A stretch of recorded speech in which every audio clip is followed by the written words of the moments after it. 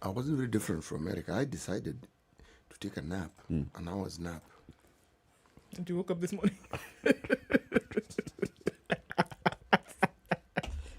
You know how that story Yeah. Yes, I decided to take a nap. Okay. The word cabbage comes to mind. Well, we could discuss vegetables, but yep. Take naps on Thursday afternoons. I've heard this story before My friend. from one Eric Latif. Thursday. Thursday afternoon naps. Because other days I take a nap and it works just an hour. Yeah, and you get up and you're And very you're energized. This one. My friend. The And Thursday as long nap as is you've a just phenomenon. as long as you've closed your eyes, Yeah. that's it for That's the day. it. The day is gone. We must investigate this Thursday nap phenomenon Yes. I think we'll talk to those are psychologists yesterday on the adults in the room. and look for her. Okay. Yeah. City, how do you do? Okay. Okay. I mean, surely, if you ask how I'm doing, I am doing okay.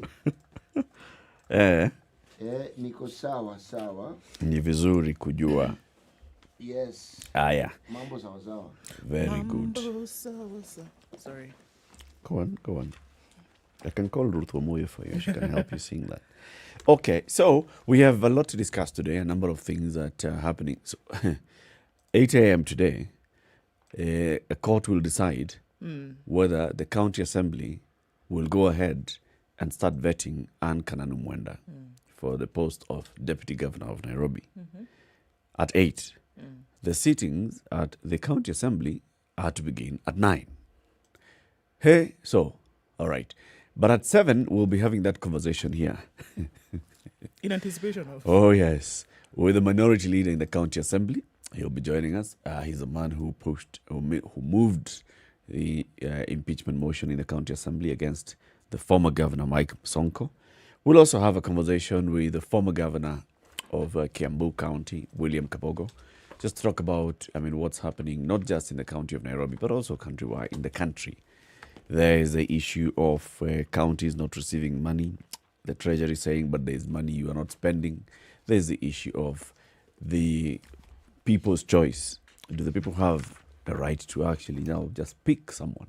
Well, they have a right, but should they be exercising that right now? Just pick somebody who leads them in the county government of Nairobi for the next 1 year or so. All that and more. Have a conversations on that. We're also seeing Maraga has been speaking. And now he's just, saying what he felt and what he went through.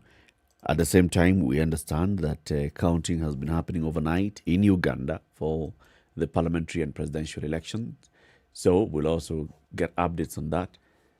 And at the same time, we know that coronavirus is spreading in the country.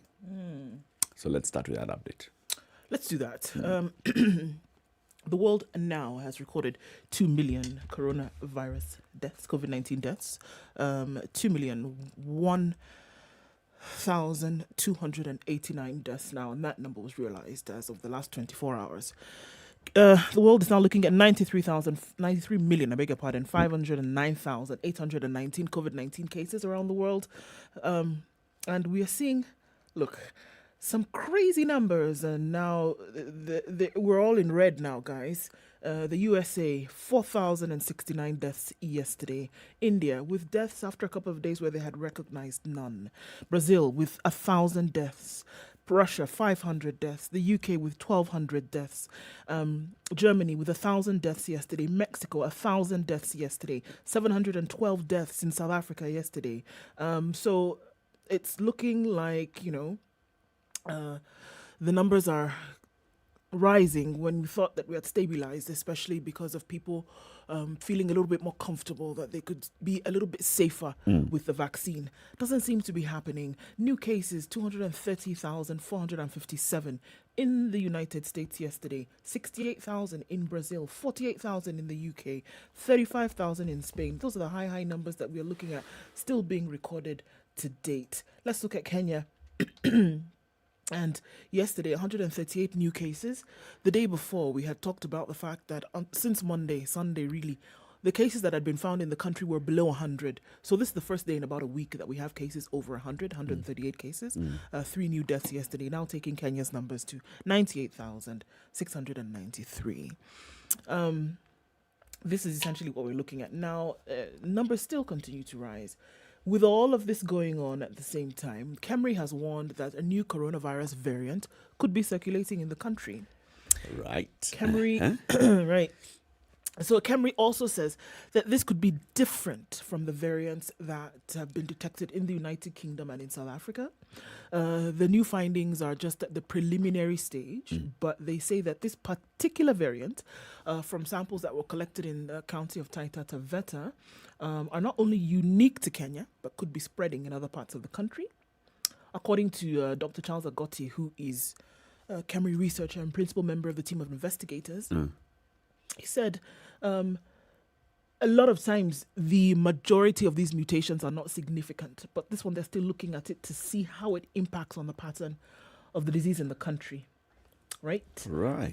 So this is something that they're looking at, and the new variant, they say, could be silently spreading, and they were using samples from more than 200 people in 8 counties, specifically Nairobi, Kajiado, Kilifi, Taita Taveta, Tana River, Mombasa, Kwale, and Lamu. And the team identified 16 of these variants, but 12 of them were recorded to be unique. So that's what's happening in Kenya at the moment. Okay. So, do we know the characteristics of this variant of ours? Not yet. Not to be left behind, you know? Not yet, because they said what this is that it's still preliminary. They have seen that there is something inconsistent with what they have known over the last 9 months. And this is the reason why they picked up on it. So now looking at the build-up of these variants is now what they're in the process of doing at the moment.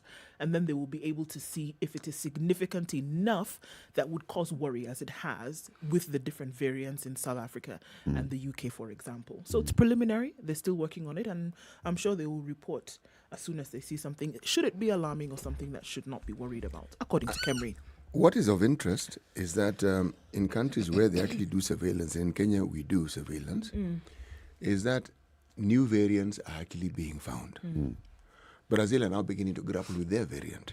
And I'm certain that the future of COVID, if we look at it and examine this particular trend of the variant, is that many other countries are going to come up with the discovery of a new variant. And it stands to reason. Even as we try to fight the virus will fight to stay alive. Sure. And it will mutate. And when it mutates, it will provide a new form of itself. And we will call it a variant. So even as we have this discussion on COVID, it looks like as we move forward, the discussion is going to be centered around the variants, not variants, and how it is. 1, it's going to affect the human body. 2, how it's going to react to the vaccine that we now, or the vaccines that we now have in the market. Yes. And you see, when you have one variant, what stops a third one, or a second one, and a third one from coming into being? Yes. What stops them? It's true. It is. So those who are in the field of virology and those in the field of research, should we say have their work cut out for them? Absolutely. Yes. Absolutely. That is the case. Okay. So, more information will come from Kemri with regards to our variants in coming days, right? Because now we have ours. Yeah.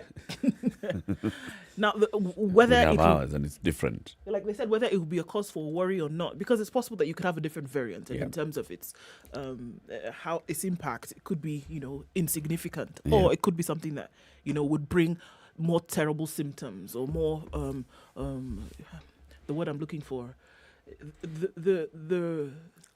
the time it takes to manifest, between infection and then symptoms, for example. There's a word, CT, and I've lost it. So they would say that between the time you've gotten infected and the time you start to present with symptoms, that period of time could be shorter, could be longer, depending on the variant. So these are the things that now they're trying to find out. Okay? And this is the thing with the vaccinations in the country, and I think that's why around the world, this is why the communication was extremely important. Are you talking about the window period? Thank you. That was it. That was what I was looking for. Sorry, you were thinking of it. Yeah. Okay, and then it got lost. It did. In thought. It's that Thursday nap. So, even with the vaccinations happening around the world, I think the general feeling was that you would see a reduction in the cases of infection. But here it is. And so now it's a live example of how a vaccination is not a treatment. And I think it's very important for us to keep talking about this. Vaccination is not a treatment. There's a possibility that a vaccination could either slow down the time between which you could get infected or prevent you from being affected. It will not heal you if you have the virus. But the thing you need to bear in mind about vaccinations also, you really need to be told the length or the duration within which that vaccine will be effective. Right.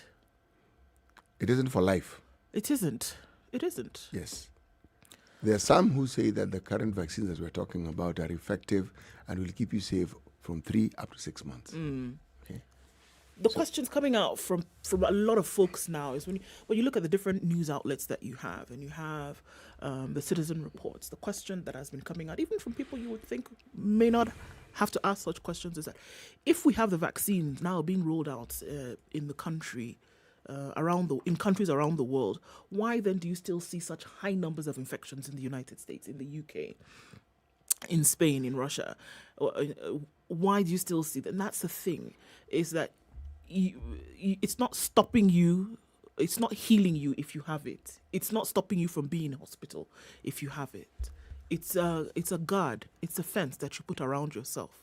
So I think in letting people know exactly what the vaccine means, I think it's important to have that communication out. But there's something about us human beings and the way we go about our affairs that seem certain to contribute to the furtherance of this virus. If you look at, for instance, in the Western world, how people responded to summer, the worship of the sun god, as we call it. Okay. Now, in India, there is a festival that they have every year. It's called the Kumbh Mela. Kumbh is Kumbh. Okay. Now, it can attract, before COVID, it was known to attract up to 150 million people. This year, it is anticipated it will attract 15 million people. Now, what is important about this festival is that people go to the Ganges River and they dip themselves in there. The understanding is that it arises from a belief that the waters of the Ganges are sacred. And if you dip into this particular river, then it will cleanse your body, your mind, and your soul. Now, if you have 15 million people, yes, it's a country of 1.2 billion people, I understand. But 15 million people is not a small number of people. And they all be dipping in the Ganges. Yes, and they'll all be, before you dip, you congregate and then you dip. So, every time you look at a human activity, look at China with their New Year festivities. Yes, they toned it down, but people still traveled. After every of these human festivities and activities, you will find that there's a surge. Yes. So, it looks like we're determined that we want to continue with the lives that we will live our lives. Yes. We'll live with this virus. Yes. It's We're not going to determined. stop us. I mean, We're surely. Okay. Hey, okay. 6:15, the live stream is up, Spice FM KE on Facebook, on YouTube and on Twitter, and on the website, spicefm.co.ke, wherever you tuned in. See very many people already logging in and saying, I've checked in. So let's take a look at the weather and then look at the headlines as we say hello to you this morning.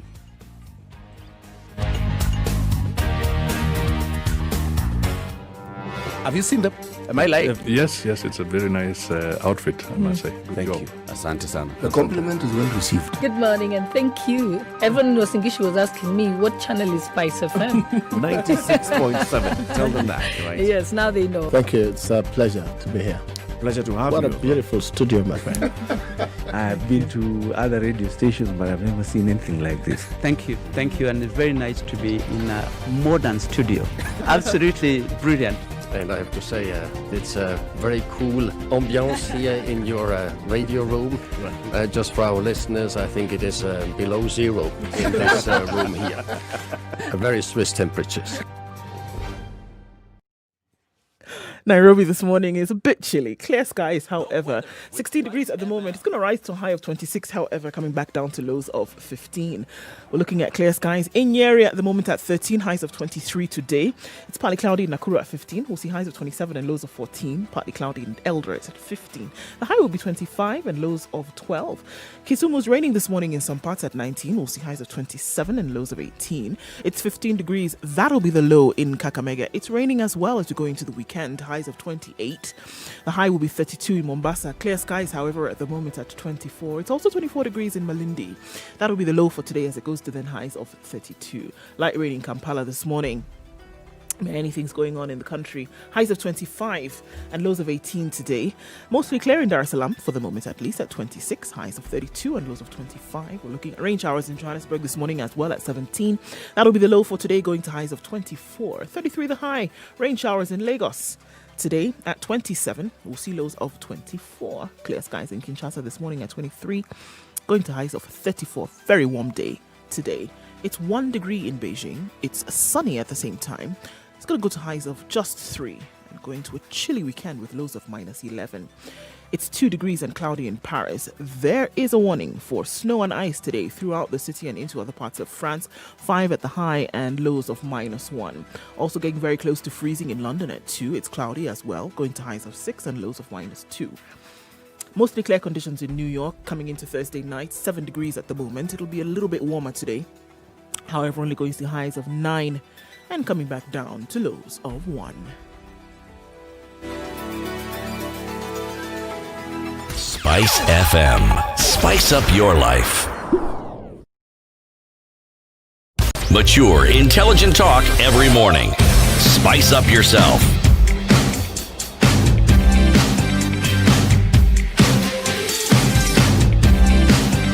Mornings done right. 94.4 Spice FM, Nairobi. It's after 6. Who has checked in? Everybody. All right. Okay, so Waterman Jeffries tuned in from Minneapolis this morning and says, good morning, folks. Charity Minor tuned in from Nakuru and says, good morning as well. So apparently, County 36 is Bomet. Did you do your homework yesterday? So you just said that. Well, now we've said it because you did do your But we homework knew yesterday. anyway. I mean, Oh, of course you did. Yes. Well done, both of We you. know. Yeah. County Now number you know. 1, no, county number 47. Now You you know know 36. How can we not know 36? You're doing very well. Later, someone asks you which one is county number 16, 016. What do you mean? Benson Kiplagata, and that's who is in Bomet this morning. Shiro Mushai on Dongo says Kenya and Gapi. Huh? Okay. We'll talk to you later, Shiro. Brian Amakanga. saying Kenya Ngapi. She wants to She buy said- the country. How much is it? I have. Uko na ngapi? Ni ya bei ya kuongea. That is Kenyan. Telling you. Uh-huh.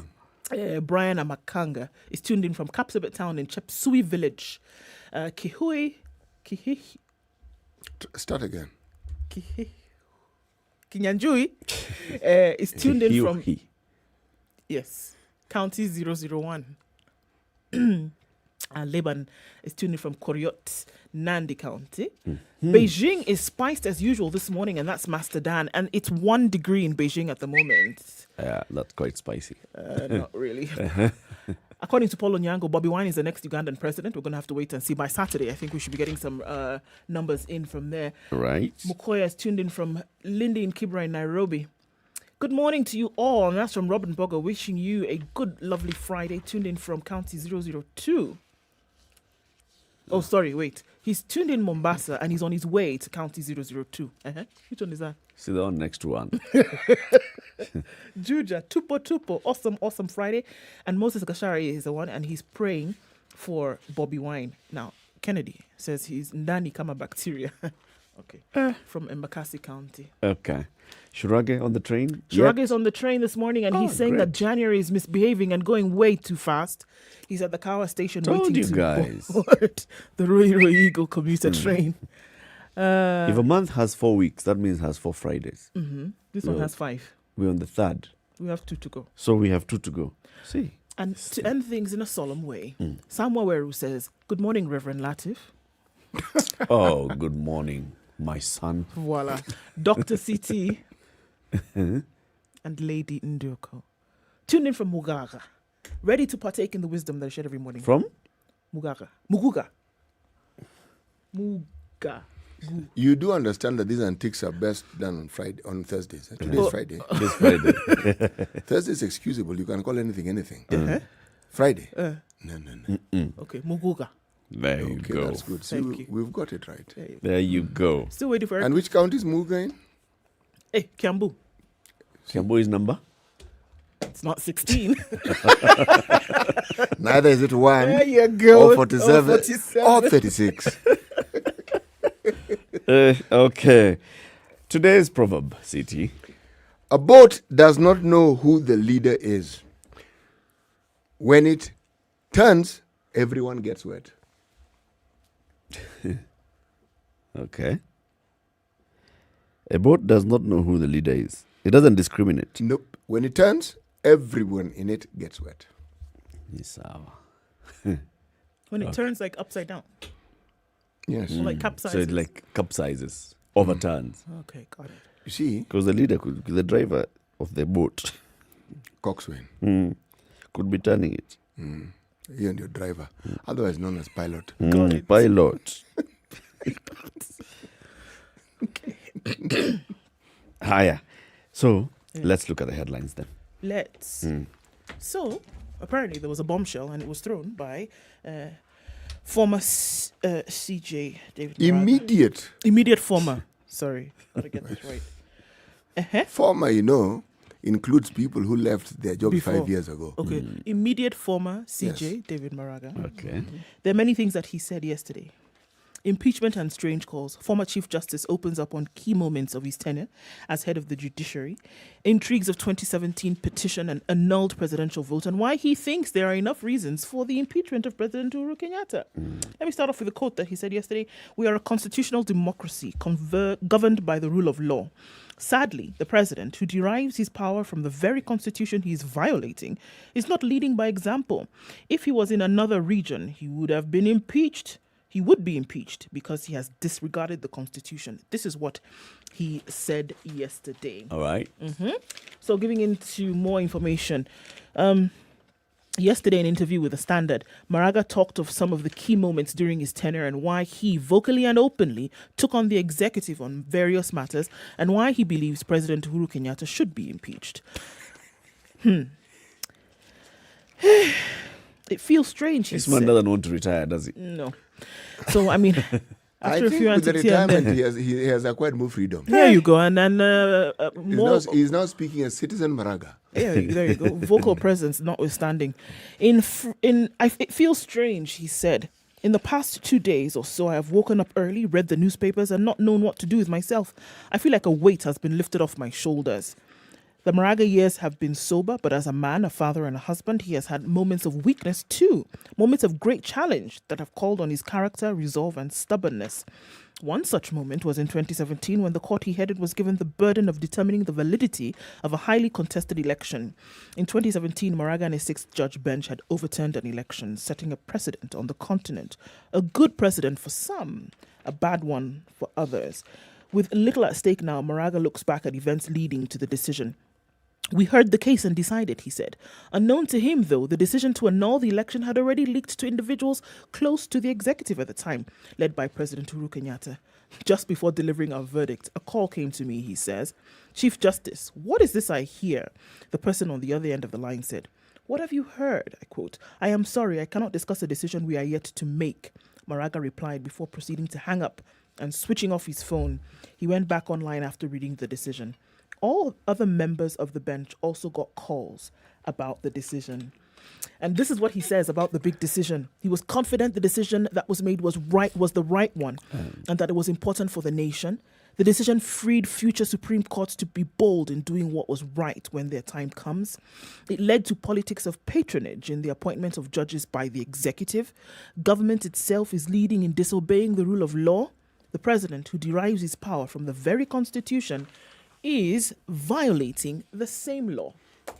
And so this is what he has to say about the current state of things. He said very many other things, but these are the ones that stood out. This isn't strange, by the way, because if you remember, people who have written memoirs or autobiographies usually write these things after they have served. Sure. So if someone now speaks I guess when you are in a certain position and you have certain authority, there are certain things you are not permitted to do. But once you become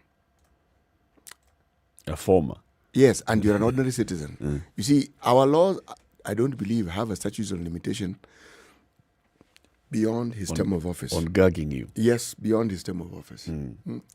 Secret Service Act, which permits certain things to only be revealed after a certain period of lapse, isn't it? Well, I'm not certain about. Maybe they are, but people who understand there could this be better. And there could would also able be to some others that could just also be decorum. For example, he wouldn't sit down and say, this is what we were discussing. And in this particular ruling that is still very live. and which is still part of yes. And say, this is how so and so, for example, my fellow judge, this is what they thought. And they were telling me. There's some things basically that would be. No, it will be distasteful. Yeah, it would be. It would be. Anyway, the former Chief Justice, he has said many things. He's still acting very independently, and he's still saying, I think that's another conversation that we'll have later on what he feels about the executive disobeying court orders and what he feels is the executive living unconstitutionally. Higher. So this man called Ukur Yatani, the CS for the National Treasury, says, yes, I agree. Okay, yeah, we have not been releasing money. But these guys are saying we haven't released for 4 months. No, it's only 2 months. Okay, better.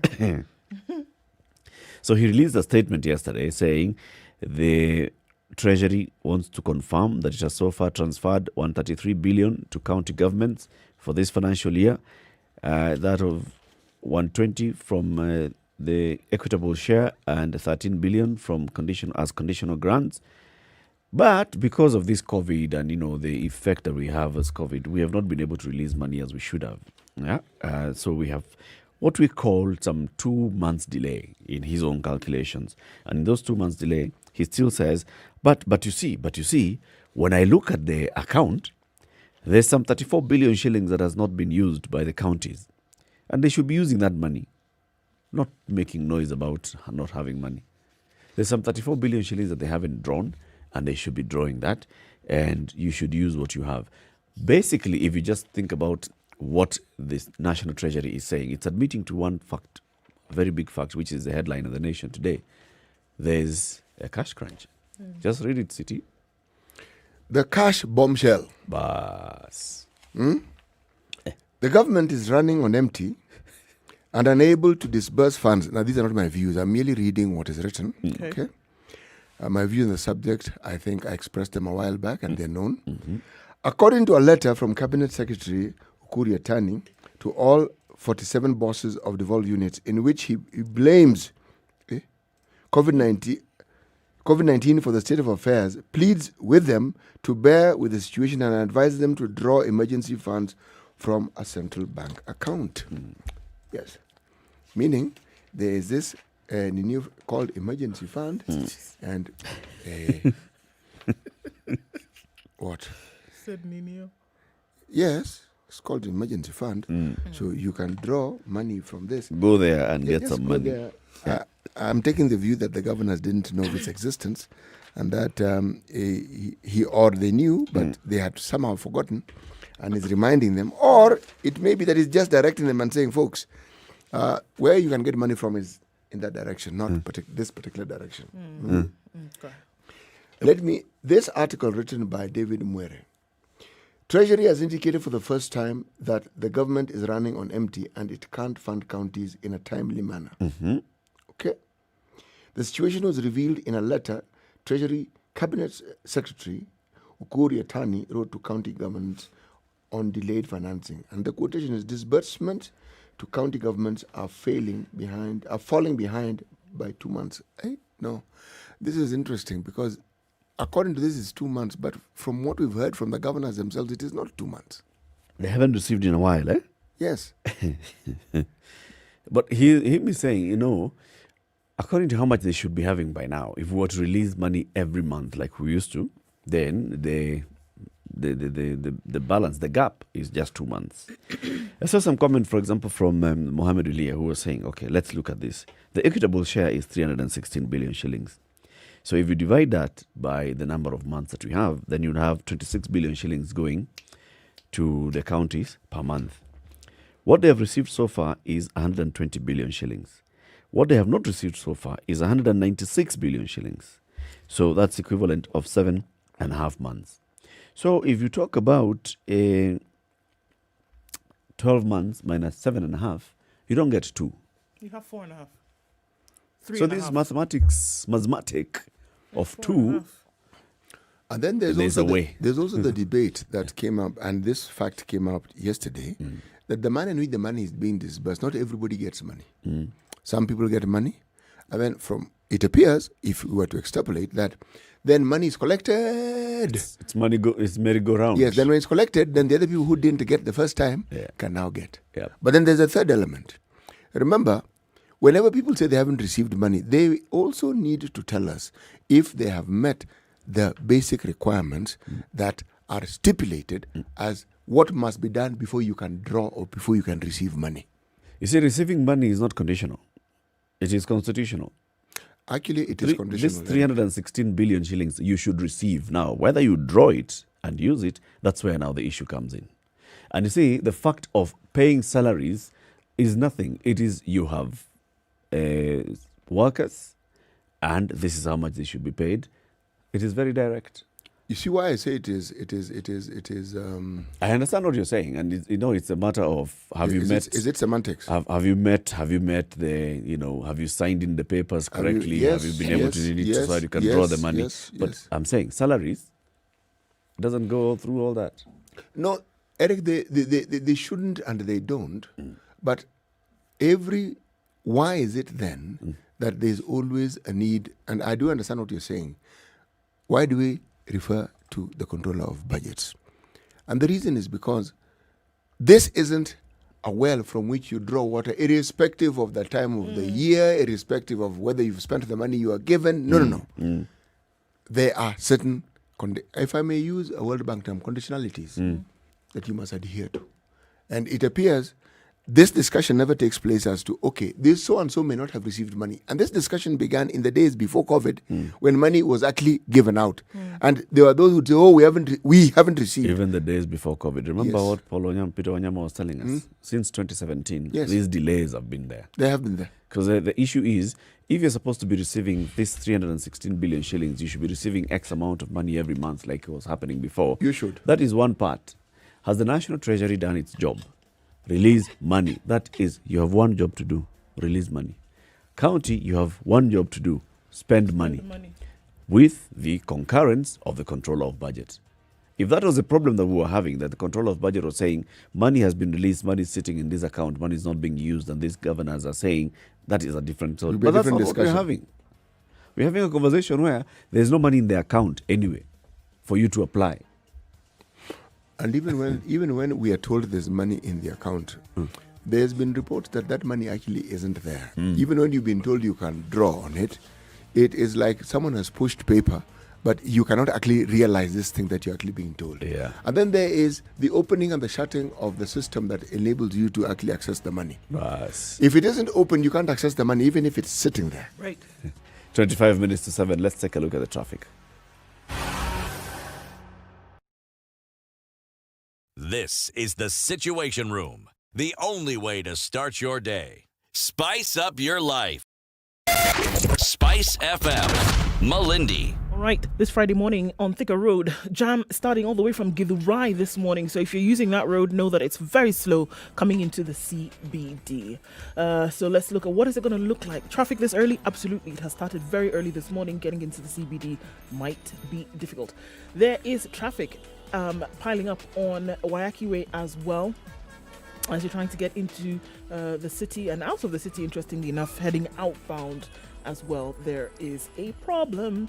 Okay, so coming off Mombasa Road is also slow as well as you're getting around the SGR and then out towards Cabanas and then further out there. So it's slow, but it's moving not yet bumper to bumper, but from all indications it's likely to get that way real fast and in a hurry.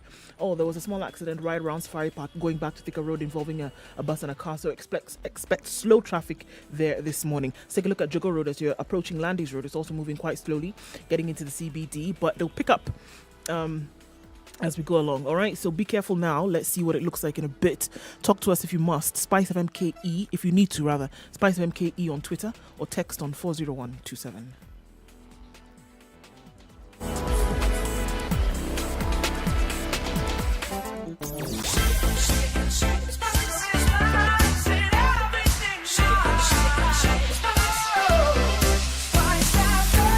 Spice up your life. Mature, intelligent talk every morning. Spice up yourself.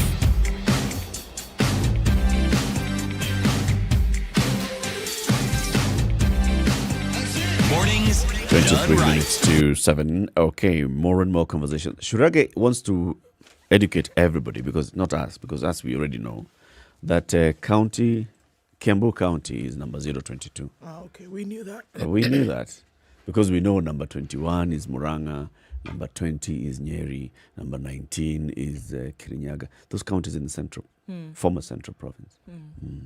Well done, Eric. Yeah, it's for everybody else's knowledge. Yeah. So let's go and look at that. Know the number of your county. Count. Quiz. Pop quiz. Yes.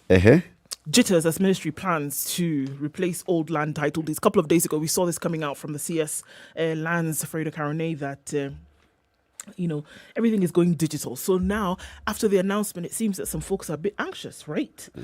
A notice by the Ministry of Lands that it will issue new title deeds to replace those issued under repealed laws as it transitions to a new registration system has raised concern among landowners.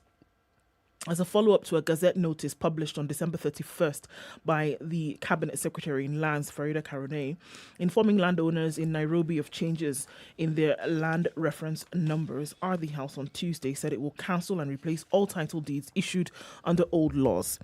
The laws include the Indian Transfer of Property Act, the Government Lands Act, the Registration of Titles Act, the Land Titles Act, and the Registered Land Act, which were repealed by enactment of the Land Registration Act. So replacement of the title deeds will follow a process set out by the Land Registration Order passed by Parliament in 2017.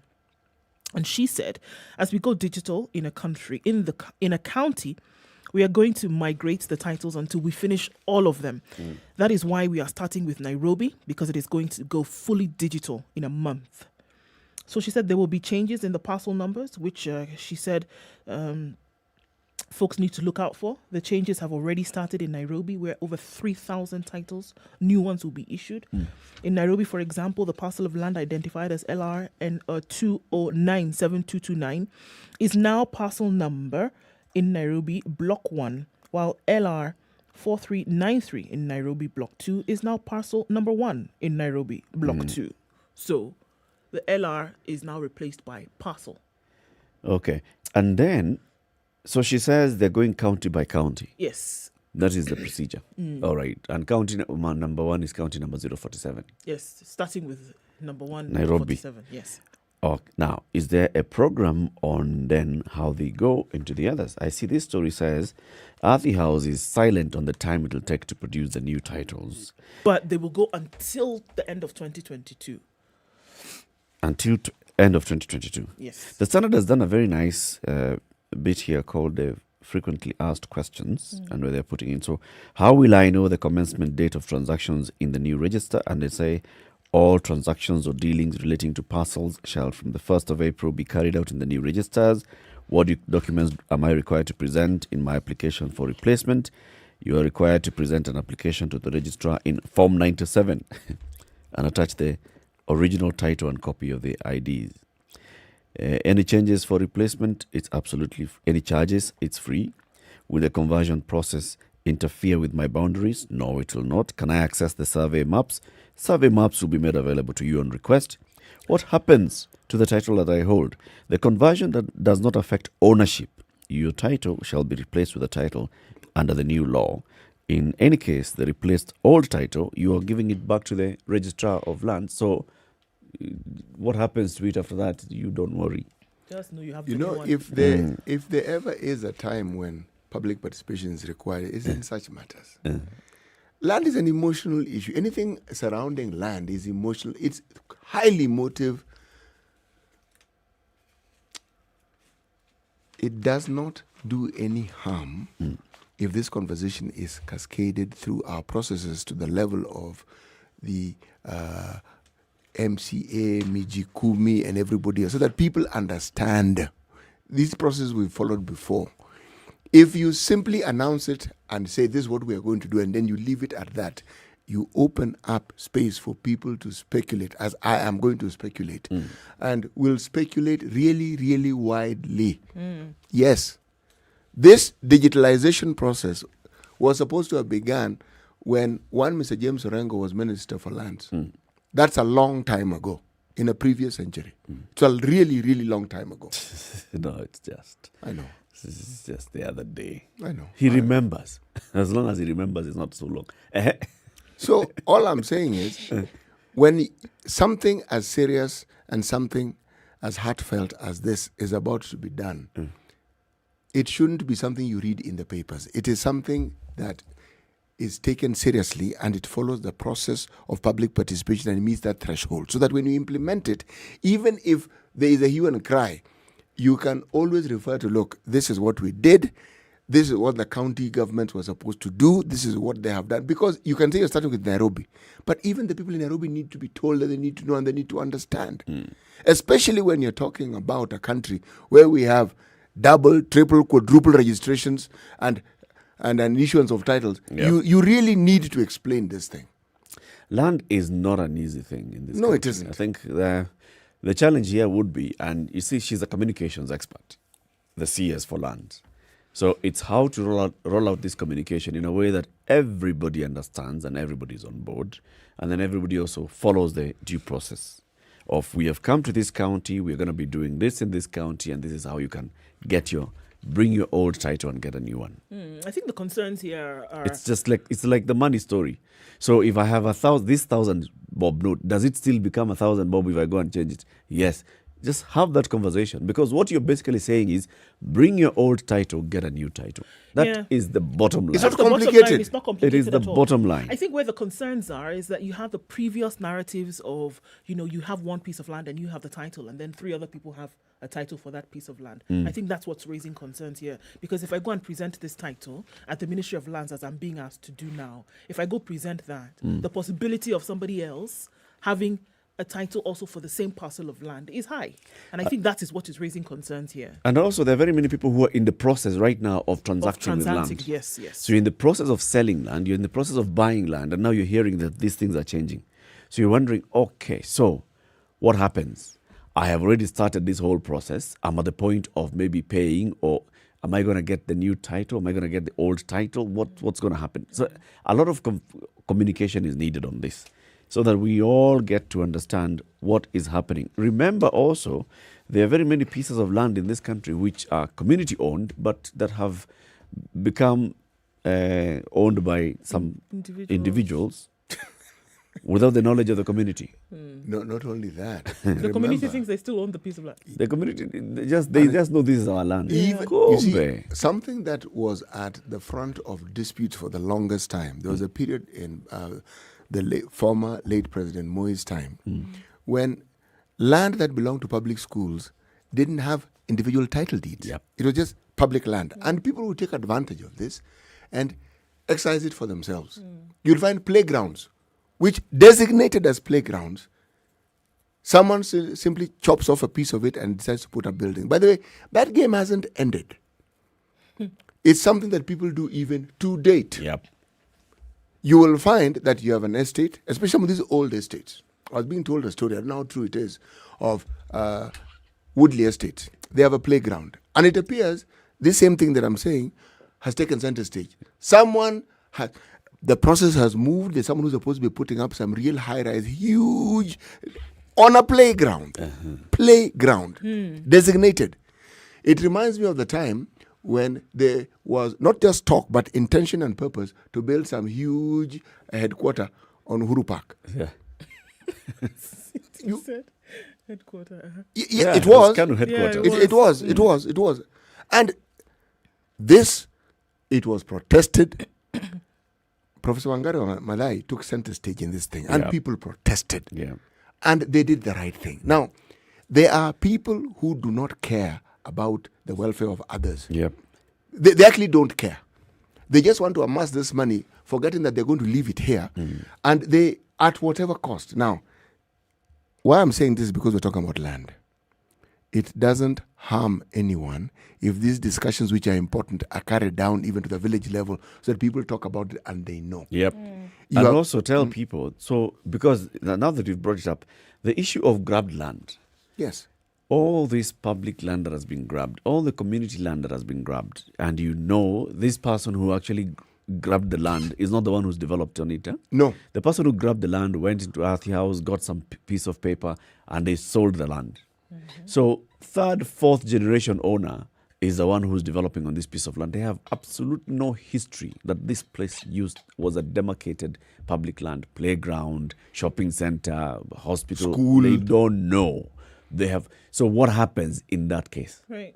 What happens in the case of, for example, the 500 million acres of land that was being stolen in Tana River? 500 million acres of land. It's a lot of land being stolen there in Tana River. In that time of that guy. Yes. That guy that you just mentioned. That guy. In that last century. In the previous century. You see, with this new constitution, there is a lot that we must do in ensuring that we actually enshrine this constitution in people's minds. And an opportunity like this, where you want to do something which in and of itself is good, it's an opportunity for you to further these tenets of the constitution and allow people to talk about it so that they know.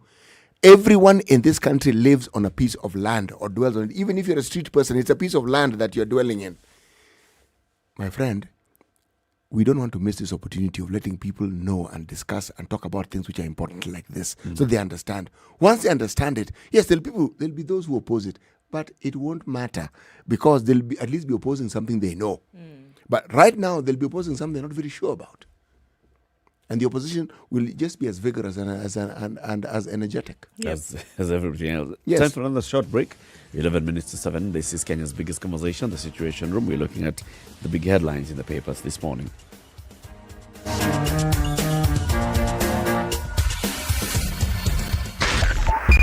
102.5 Spice FM, Kisumu.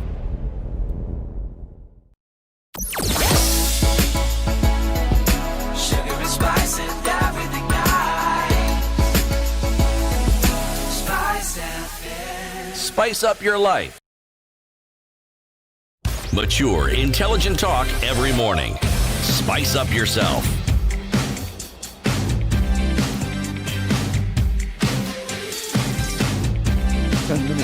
Mornings done right. Business Daily.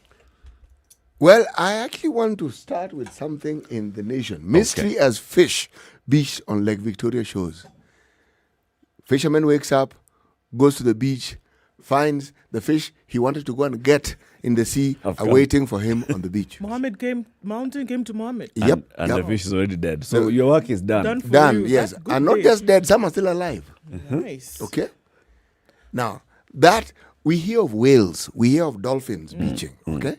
But experts say that this upwelling is what it's called.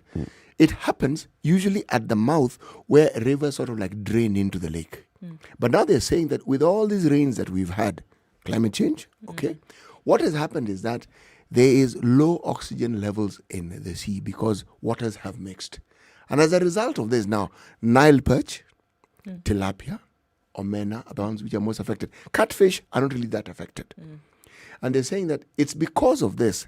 And this happens usually around October, November. September, October, November, it happens. It's not something new. Now, it's happened also in Uganda, but they've ruled out poisoning. And so the experts have actually explained and said it is not an uncommon phenomenon. It's something that actually happens from time to time, periodical. They even know the periods when it happens. So the fish has just died out of suffocation. Yes, it doesn't have enough oxygen. Safe for human consumption. Very safe for human consumption. Very safe. For real?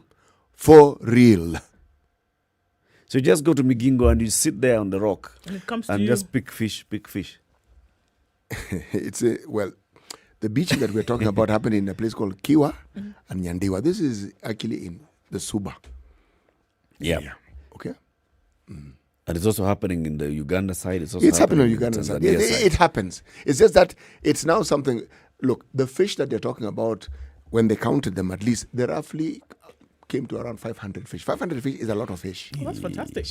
Well, for the fishermen, I'm assuming. 'Cause you don't have to Well, do you see, the thing with this one here, anybody who hears of it can actually just go and collect. You don't need to wait for fishermen to bring it to you. it. Oh, there you go. Yes. So I'm saying just go sit on a rock. You know, we will be discussing climate change. Kitunguu tayari, mafuta tayari. Sit. Yes, you can even, if It you go to a comes. neighbor and ask for kitungu and nyanya, just for a small loan of kitungu and nyanya. A loan of kitungu. Kitungu and nyanya and a small mafuta, because the kitoweo is there. It's guaranteed it's coming. Yes. Could I borrow some? Just a little And a bit. I'm going there. I'm going to the beach. Can I have Hebu some nipatie tomato? kitu kidogo. I can even get you one also. Yes. So as collateral for whatever you're going to lend give me. Okay. All right. Now business daily. Okay. All right. Hey. Oh, wow. Health insurers in record 891 million profit on COVID-19. A sharp drop in hospital spending has benefited insurance firms that had previously been weighed down by healthcare claims. Medical insurers, and I'm reading now, posted their highest ever underwriting profits in 6 months ending June. Is this really not bizarre? Last year, on reduced bills, as patients avoided hospitals for fear of contracting coronavirus. Yeah. So one folks, plus don't one. go to hospital. You don't spend the money. You essentially save it. Yep. Unintended consequences. One because plus one. if you have health insurance, you really do need to go to hospital to be able to benefit from it. You don't benefit from it by staying at home. At home. Or by calling them Niko na homa.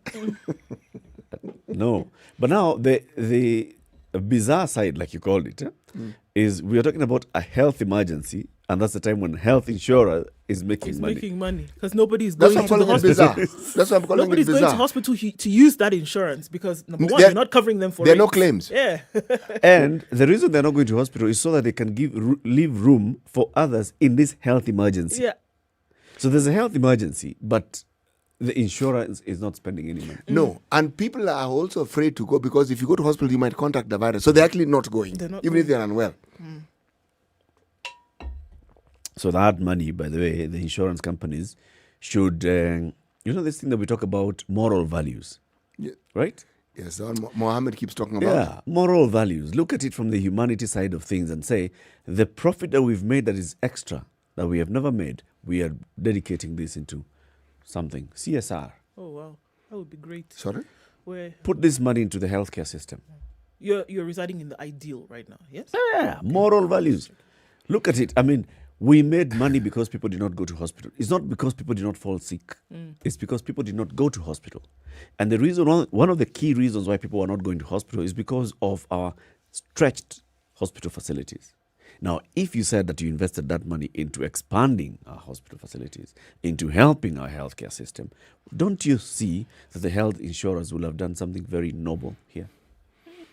Okay. When your intergalactic journey ends, We'll be here. yeah, you carry on with that journey. No. I mean, this is... Look, you aren't alone in it because there's this extremely wealthy guy called Elon Musk. One of the things, his passions, we are in a time of passions, okay, is to build a habitable base. In space. Yes, exactly. It's something that he's working on so that we can have a colony in space, one of these many, many planets that we have around us. So you're not alone. So you've equated it to just like a space dream. No, it's mine is right it's here. It's intergalactic anchored travel. on Earth.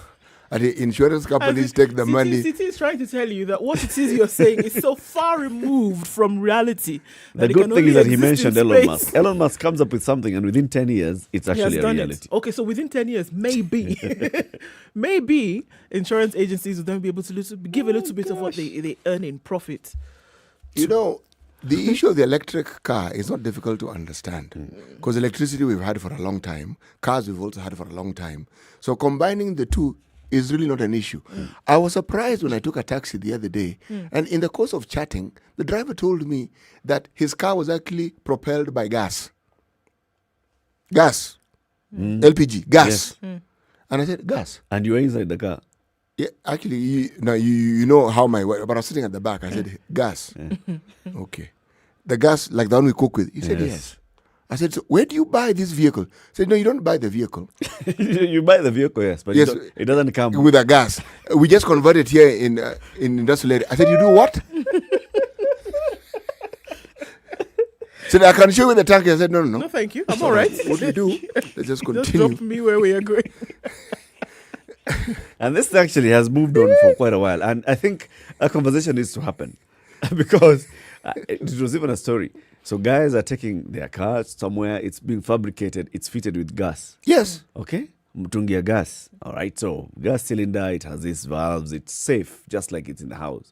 However, from that point where the gas is leaving the cylinder through the valve, which is where it's been regulated by the Energy and Petroleum Regulatory Authority and the law, to the pipe that is taking that thing to the engine, there's a leak, to the combustion.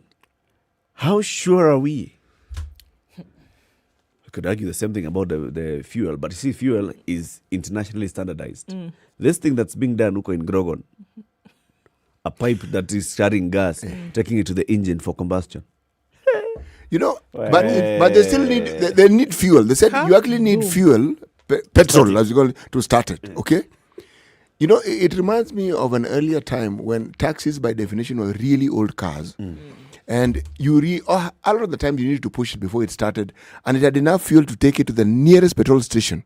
And you always ask for 100 bob so that you can continue with your journey. I recall a time when one such innovation, the petrol tank was actually a plastic container on the driver's side of the seat with a pipe. So you just... The experiences one goes through.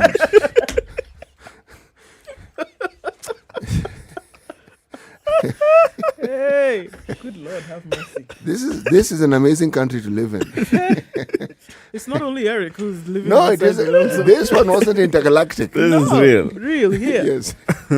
Right. When people say that I'm going to put gas, they mean gas. Literally. Gas. I don't have gas. But at least it taught me one thing. When I call for a taxi, I ask what that car is. Gas or petrol? Yeah, I ask. Well, it tells you electric. Electric, I can understand. Gas, I'll just tell you what you do, sir. I apologize. What is the penalty for having called you here? Because I'm certainly not boarding this vehicle. Just not this one. No.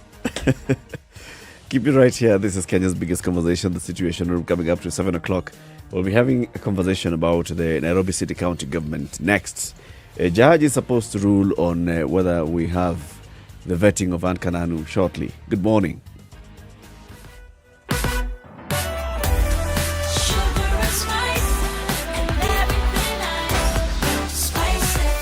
Spice up your life. Spice FM, Nakuru. Oh, come on, guys. What's going on? Traffic. Standing along Kangundo Road this morning. Police are already there on site. Expect traffic coming from that area. We already saw one happened on Thika Road this morning, right around Safari Park. So there was extended traffic from there as well. And another one. Hamza on Jogger Road, a vehicle overturned. Motorists, please approach with caution. And that's those coming from Donholm. So if you're coming from Donholm, heading towards Hamza on Jogger Road, please be extremely careful. Vehicle is overturned there. Another accident that has been recorded this morning. So that's 3. We're not hoping to count more, but we're asking everybody to be really careful. Everybody's trying to get out before the traffic really builds up. But what this is causing is accidents and more traffic. So please be careful as you approach these areas. Coming off Mombasa Road today, as you're going into the CBD, it is slow, moving very slowly, bumper to bumper in some places, but it's not that bad, at least not now. There's some traffic outbound, and that's coming out of Westlands, heading in that direction. So, but it's not too bad right now. Also on Thika Road outbound and inbound, there is traffic this morning. We'll take a look in a short while and see what that looks like and how that has changed. Let us know where you might be stuck, or if you see an issue we should know about. Eastern and Southern bypasses open up for use with not much of a problem as yet. Spice FM KE on Twitter is how you can talk to us, or text on 40127.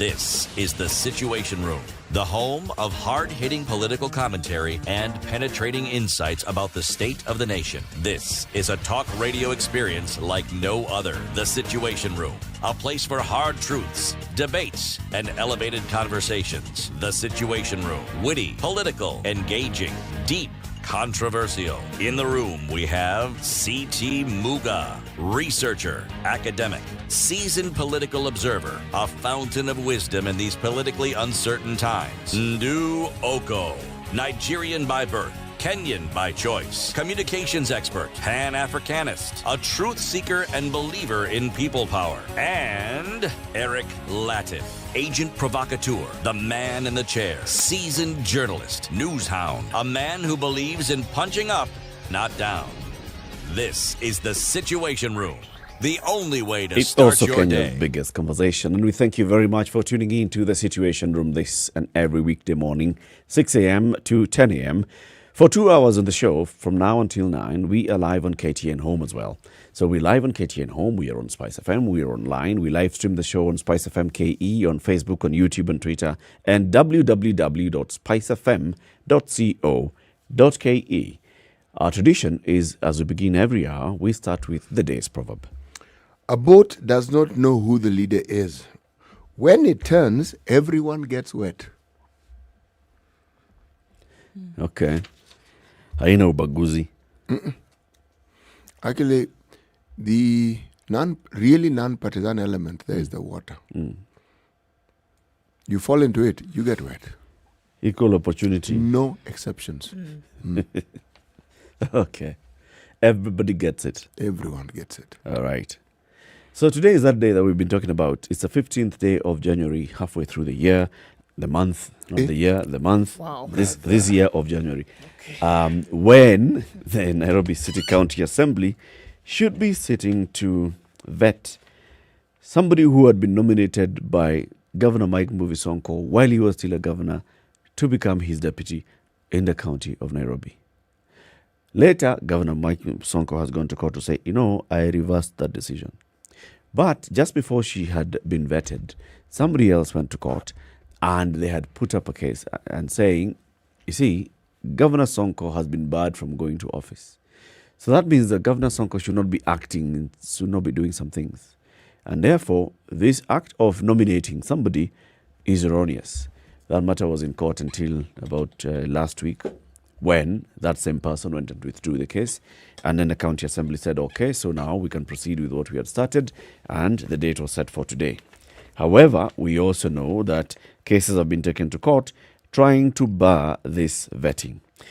The High Court in Nairobi will this morning decide whether Nairobi County Assembly will vet Anne Kananu Mwenda for the deputy governor's position. Justice Anthony Murima says he will rule on the application filed by activist Okiya Omtata at 8 a.m., an hour before the scheduled vetting. At the same time, AG Kehara Kariuki has insisted that the acting governor Benson Mutura can appoint Kananu in the absence of a governor. According to Sonko, the plot is to have Kananu vetted, assume the position of a deputy governor, and subsequently take up the capital city's throne.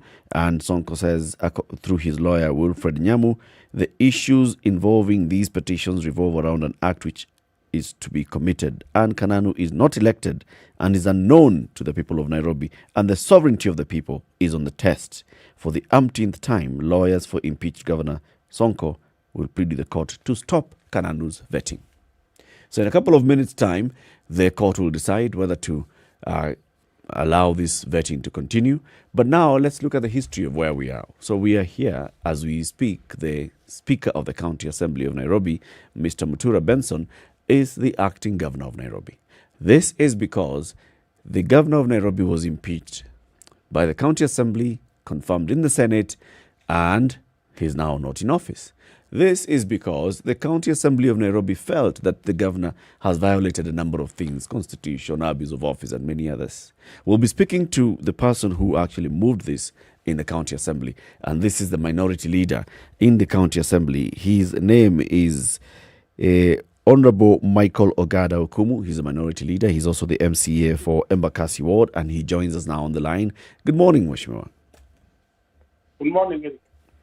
Thank you very much for joining us and for speaking to us this morning. Yes.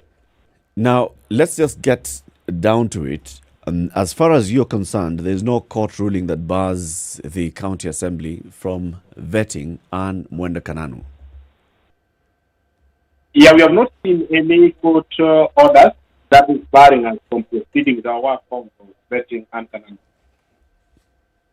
So what is the plan then for the assembly and the session this morning? Just take us through what the assembly is planning to do. Yeah, one, the assembly has got its calendar, and one of the work that is pending before us is the vetting of Anne Kananu. The name of Anne Kananu was brought sometimes back early last year to the assembly, but unfortunately, I don't know, someone ran to court to stop the vetting process of Anne Kananu. And as an assembly, we had got no otherwise but to obey the order. But early this month, the person who went to court, I think, went and withdrew the case from the court. So now it is upon the assembly to ensure that we finish the work of vetting one Anne Kananu, so that we finish with that and we proceed to another thing. How is this supposed to happen? Is she supposed to appear before the whole assembly, or is she going to a specific committee and then that committee presents a report? I mean, how long will it even take for this process to be finished? Yeah, what is there is that she's supposed to appear before appointment committee. Vetting of governor, deputy governor, and CCs are done by the appointment committee. So she's supposed to appear before the appointment committee today in the morning by 9. She will be vetted for, let's say, 1 hour, 2 hours. Then once that is done, the committee will sit down and write their report. And once we are done with the report writing, then we are going to table the same report to the whole assembly, maybe for adoption or rejection, based on the report that is going to come from the appointment committee. Mheshimiwa, if I may ask, what exactly are the details of this vetting process? What actually happens? And step by step, what is looked into? What is this thing that constitutes vetting? Yeah, you see, we assume because according to the County Government Act, the qualifications of a person to contest for the position of a governor are clearly stipulated. And so is that of the deputy governor. You must be a degree holder. You must have met the threshold of the Chapter 6 of the Constitution. Your papers, your documents must be in order. We look at your previous work experiences, a certificate of good conduct. So those are basically some of the few things that we have to check. When we are vetting, we are going to look at the documents and make sure that we have the reports from ethics, the private report from the ethics and anti-corruption, from the CID, that is the clearance certificate. And basically, those are what we are going to look at. We are going to look at her documents in general. So once the documents are in order, then basically we'll have finished our work. Is that it? Is there nothing else that you look at? For example, her suitability to serve as the governor of Nairobi, her understanding of the pain points of the residents of Nairobi, and all that? You see, according to the Act, according to the Constitution, that is not really clearly stipulated in the Constitution. It has to be a person who meets the requirements of Chapter 6 of the Constitution. Once somebody meets that, the other thing is whether the documents are in order and whether this person is a person of sound mind. Then those are the requirements of the law. If we talk about her being able to really serve the people of Nairobi, we will not be able to really look at that, because how do you really find out whether somebody is able to serve the people or not? What we can rely on is her previous work experience. Has she worked perfectly? What has she been doing? Has she really been having some more questionable characters at her previous places of work? So once those things are, we don't see anything about those, then basically we'll have no mind to say, but to say maybe that person is fully. Now, but if she has some previous bad record, then definitely we are going to say she's not competent. Mheshimiwa, if I may ask, I know I'm belaboring this point, but do you do a background check where you involve, say, the Anti-Corruption Commission, you involve the DCI's office, and you involve other agencies, so that when we ask these questions about her character and perhaps her conduct in her place of work, you have reports from all these agencies? Is this part of the process? That is definitely part of the process. Once we received the nomination of the said person, the first thing that we had to do through the Speaker of the County Assembly was to write to all these relevant authorities. All these authorities have got their reports with us. They have been tabled. So those are the reports we are going to rely on. We have to rely on KRA, whether she has been, she's tax compliant. That one definitely we have to look at. We have to look at the DCI report, the good conduct, definitely. We have to go to ethics and anti-corruption. We have to look at all those. So we basically rely on those information, the personal information from these institutions. What thoughts or what sentiments run through your mind, Weshimia, when you look at now the vetting? I mean, we're talking about after a year for an individual who was, removed from contention. A name was suggested, a court order stopped then her appointment from taking place. And then there's also the question of should Nairobians go back to the ballot to select somebody? So we're stuck in between. We're not really stuck in between, and the vetting is likely to go on. But what are your sentiments then between this vetting taking place and essentially her becoming deputy governor, and then what happens thereafter, or Nairobians going to the ballot again? You see, our work is to follow the law. Okay. One of the requirements is that the governor is to nominate in the absence of a deputy governor. The governor has got the sole responsibility of nominating a governor, presenting a name to the assembly for vetting. And that is what actually was done by the previous governor. As an assembly, we are obligated to make sure that what is brought before us is really dispensed of. So our work as an assembly is that we have a name before us, which were only stopped by the court from proceeding to vet. And once the courts cleared her that we can proceed and vet her, we will be acting against the law by refusing to vet her. Okay. So basically, we have to vet her. Mm-hmm. The other thing is when you talk about having been out for the 1 year since the nomination, the appointing authority had never come back to us to say that for the previous, the so many months she has been away, she now doesn't meet the requirements of being maybe nominated or being nominated to be a deputy governor. So that has not been done. So we rely on the documents which are before us. So we cannot say that since she has been away, we can now not proceed to vet her. The other thing we are saying is that we cannot stop Nairobians from going for a by-election. They can proceed and go for by-election if the vacancy is there. But as an assembly, we are just doing our work. We are proceeding to do the vetting. If this person is qualified, we will approve her.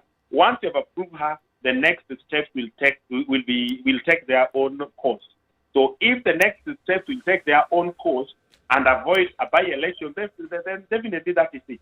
If the process is going to require by-election, then definitely the people of Nairobi will go for a by-election. But now we are basically doing our simple work of vetting, approving or disapproving, and it ends there. Did you find it at all strange as an assembly or even as an individual? I mean, you were a mover of this motion.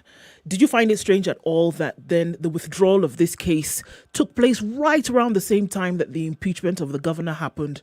All these things seem to happen in rapid succession at the same time. Did you find it strange at all? No, it is not strange to some of us because one, we were looking at the incompetence of the previous governor. Mm-hmm. We were not really bothered with the other issue. Then another thing, it is not us who took this person to court. We don't even know who took her to court.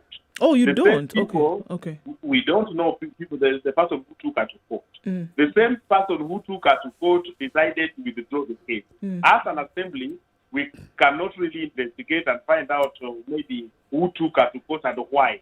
Once we have got orders from the court that now you can proceed and vet the person, we will basically be going against the court orders of proceeding and vetting the person. We don't really look at the person who took her to court and the reason. Okay, so you were not looking at the intrigues of all of these at all. Essentially, what you're saying, Mheshimiwa Ogada, is that you were just doing your job. As these positions then fell in the manner in which they fell, then you just took up the mantle and said, we must now do our job because these things have happened the way in which. So you were not concerned about the little politics or the fires that were burning here and there. Those didn't take center stage at all. If we really focus on the political aspect of it, then we'll be diverting from our work. Okay. Our work is not to look at the political intrigue, because in the first instance, when she was being nominated, we did not participate. Neither did we even expect her name to come. Okay. But when the name was brought, we had got the responsibility of accepting the name and proceeding with the vetting process. But we were unfortunately stopped by a court order. Okay. We could only wait until the court order is lifted through their maneuvers, so through the normal court processes. So once it is lifted, then we move on to proceed with our work. We really don't look at the intrigue around it, the circumstances. We are basically doing our work. Okay.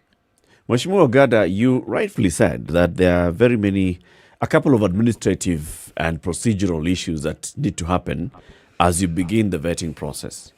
But at the same time, you must agree that the entire vetting process then is hinged on the political side of things. And the reason why then the county assembly is the one that's conducting a vetting and not just some office to look at whether she has a degree, whether she has clearance from CID and from the EACC, is to look at it from the political side of things. Politically, what is it that would make Anne Kananu not receive the nod from the committee and from the entire assembly? You see, Eric, one thing we need to accept is that these are independent institutions. As an assembly, we rarely get advice from the political leadership of this country. They basically don't advise us on anything. So when we receive the name, we don't inform them, because that is our responsibility, that is our work. So now, Anne Kananu, if she meets the threshold of being nominated or being approved as a DG, then I don't see where, as an assembly, we really interact with the leadership of political parties. Sorry, just to interrupt you there, because I need to clarify here. I'm not talking about you, for example, talking to your party leader. I'm talking about you as a political leader in Nairobi. You are elected politically as MCA for Embakasi. You are the leader of the minority in the county assembly. As political leaders, as you sit there and you're vetting, what is it that you will consider beyond the paper? Otherwise, what we will be saying is, as long as she has a degree and she's gotten a DCI letter and she's got an EACC, then she basically gets cleared. What else will play a part here in the vetting? You see, one, we have to accept that there is a threshold, a legal requirement, that this person, any person, like, for example, if you want to be an MCA, there's some requirement. Previously, it was maybe a Form 4 and something. But currently, I think they are changing. When you come to the position of the DG, then the requirement is having a degree, being cleared by ethics and anti-corruption, Chapter 6, KRA compliance, and maybe some little work experience. But work experience is not expressly put in the Constitution, so it is not a requirement. So as a leader of the people, I will look at a little bit of the competence. But you see, the competence part can really not enable me to stop her being cleared for nomination, because people will like you again. That is not a requirement in law. So we have to do our thing within the law. So once this lady is a Kenyan, she meets the other legal requirements, then basically, in terms of performance, that will be upon the people of Nairobi to judge once she is in office. Mheshimiwa, I think you're prevaricating on this particular issue, and I want to insist again. When CECs are brought to you, or chief officer nominees are brought to you from the governor's office, you don't just look at whether they qualify, they have degrees, academic qualifications and all. You also look at other things. That's why county assemblies across the country either agree or disagree on the nominee that has been brought to them for positions of CEC or CO. Same thing is expected to happen here, even in the National Assembly. When the president nominates ambassadors or cabinet ministers and the vetting takes place, they either agree or disagree on other matters. They're not just the threshold. So once this person has passed the threshold, what else is the political leadership of the County Assembly of Nairobi going to be looking at in approving or disagreeing with the nomination of Anne Kananu as deputy governor? You see, when it comes to the nomination of CEC, some of the things we look at is the qualification in the area in which that person is going to really transact or work. So if it is a finance docket, sometimes as a committees, we really look at the previous qualification. Is this person qualified to handle matters of finance? If it is HR, then we have to look at those. But you see, when it comes to the position of a governor, and that's actually what I'm repeating, there is no specific qualification that a governor is supposed to have. It is basically having a degree. So if you say that now this person must have been previously a finance guy or a senior government person in an institution, then basically you're going to work outside the law. The law only requires the few things I've mentioned. So you might be really interested in really finding out the previous work experiences, as she served people, what was her, those kind of things. But you see now, that is not what the law requires. We are guided by the principles of the law. So we basically rely on the law to really bet, particularly the office of the governor, the DG, that, so that we can't do anything else with that.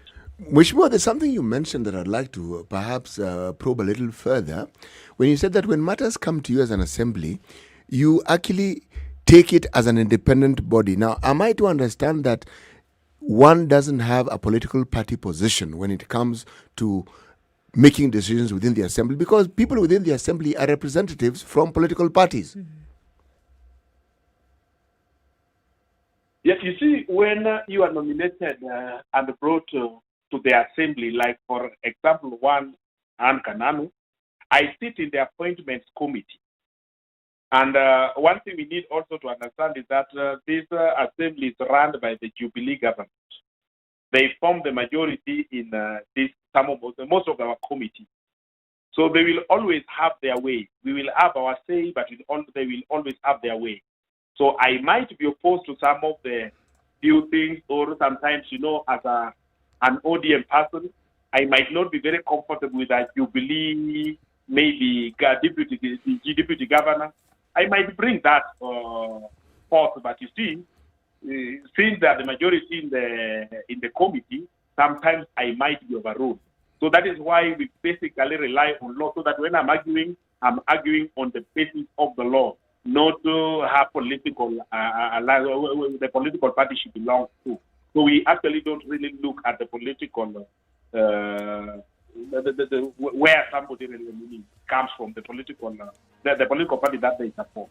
So as an opposition leader, I simply look at the law. If she doesn't meet the requirements of the law, I will stand up and object to it. If she meets the threshold, then I will definitely support it.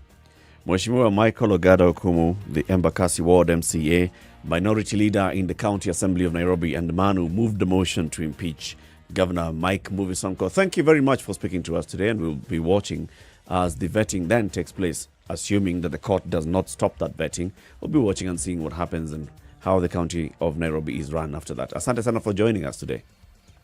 Thanks a lot today. Thank you very much, sir. Thank you. At 25 minutes after 7, it's time for us to take another break, and then we'll be back and have more conversations about Nairobi and what's happening in the County of Nairobi and also in the country. Good morning. Keep it right here.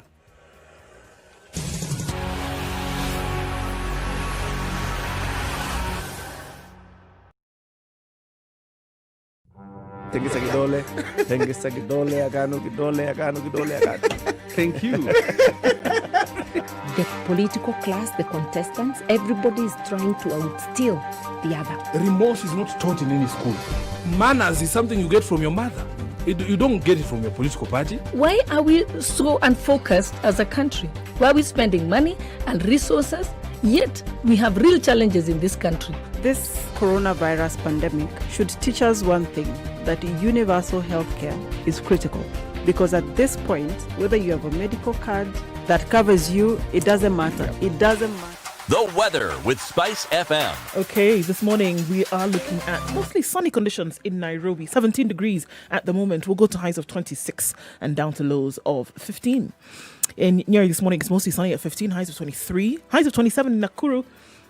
Sunny conditions at the moment at 16. It's also 16 and partly sunny in Eldoret. So go to highs of 25. It'll come down relatively chilly though to 12. 18 degrees will be the low in Kisumu, where it's raining in some parts of the city. Highs of 27 today. Kakamega is partly sunny at 18. Highs of 28 and lows of 15. It's 32 the high today in Mombasa. It's sunny at the moment at 26. It's also sunny at 26 in Malindi, looking at 32 as the high as well. Stepping out of Kenya into Kampala, it's cloudy at 20, highs of 25 and lows of 18. Mostly sunny in Dar es Salaam. Today at 27, highs of 32 and lows of 25. Johannesburg is sunny at 17. We'll see highs of 24. When Lagos is mostly clear at 25, going to highs of 33. We'll see cloudy conditions in Kinshasa at the moment at 24, going to highs of 34.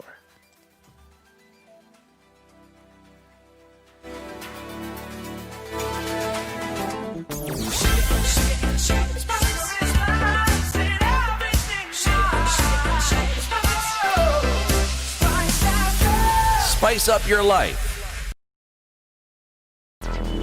Traffic. Okay, let's look at Limuru Road this morning. Traffic starts at Muthaiga, and that's going round through where you can. It's heavy but moving on Thika Road as well. Now let's look outside. The Nakuru Eldoret Highway, traffic is already starting to build up there for some reason we're not quite sure.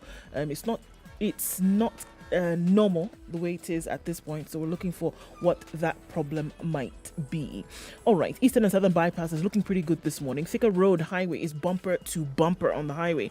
You can use the service lanes, but from all indications yesterday wasn't the best way to go. But for now, the highway is moving very, very slowly. Ngong Road also slow as you approach the roundabout.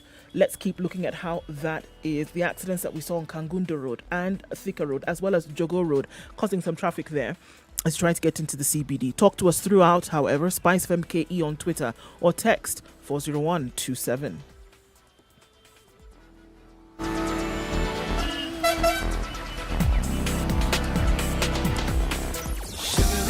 And everything nice, everything nice. Spice up your life. Mature, intelligent talk every morning. Spice up yourself.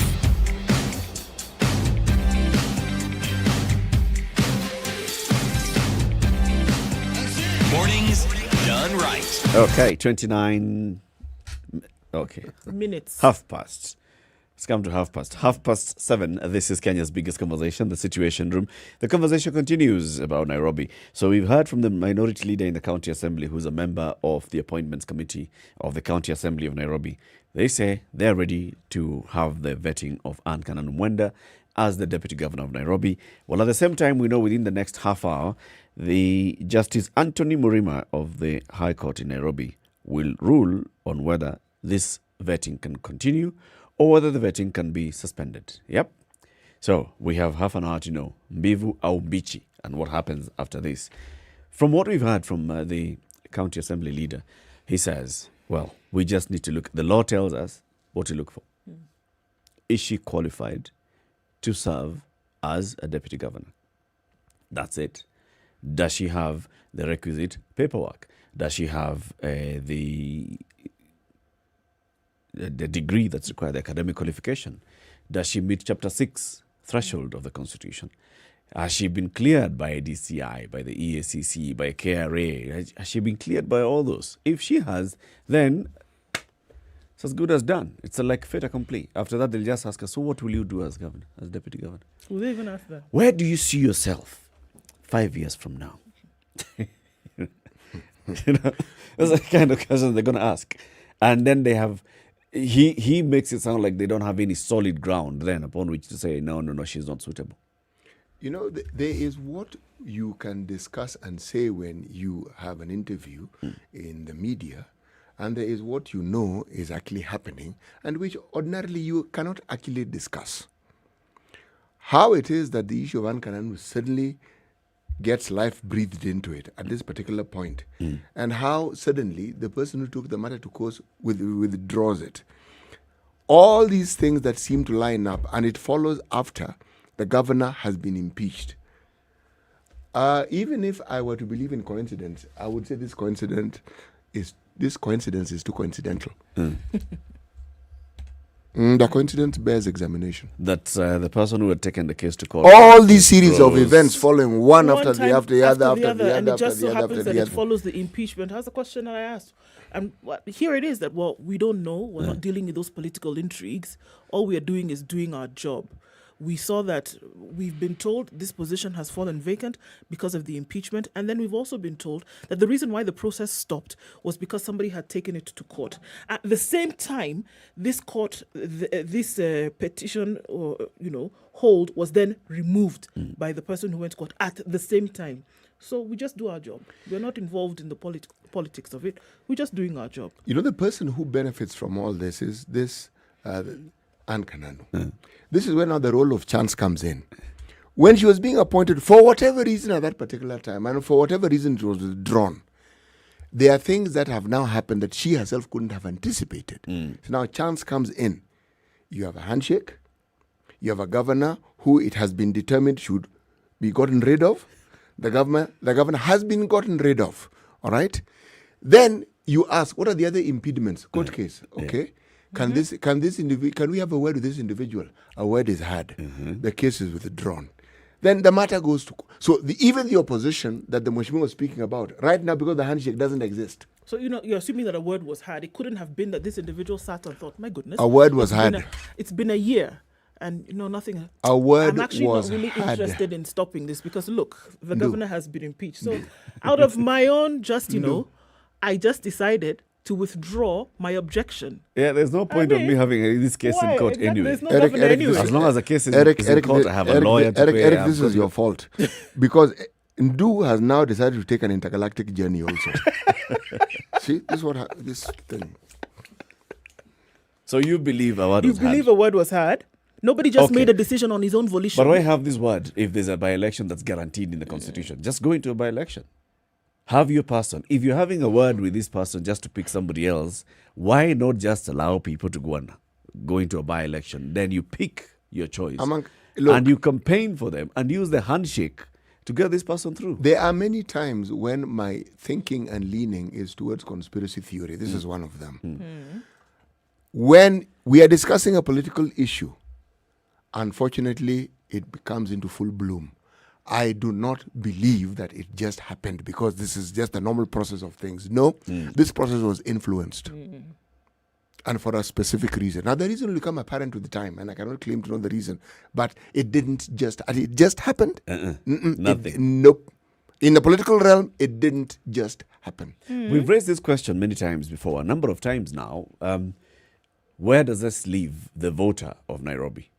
The Nairobi voter went to the ballot in 2017 and elected Mike Mbuvi Sonko with 800,000 plus votes, together with Polycarp Igathe. Okay? Now, Mike Mbuvi Sonko has been removed by the representative of the Nairobi people, and this is the MCA, all right? And confirmed by representative of the Kenyan, this is the Senate. So Mike has been removed, but Polycarp Igathe had already left office. Now we have somebody else that Mike Mbuvi Sonko had nominated to become deputy, who is now being vetted and who is likely then to become the new governor of Nairobi.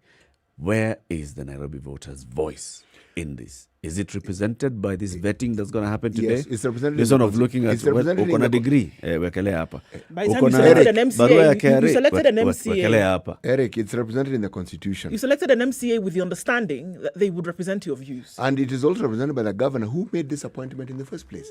You are represented by the Constitution here because everything that we're discussing here, you actually can't fault the Constitution. Because everyone whom we talk will tell you, the Constitution says, you know the Constitution? You know the Constitution.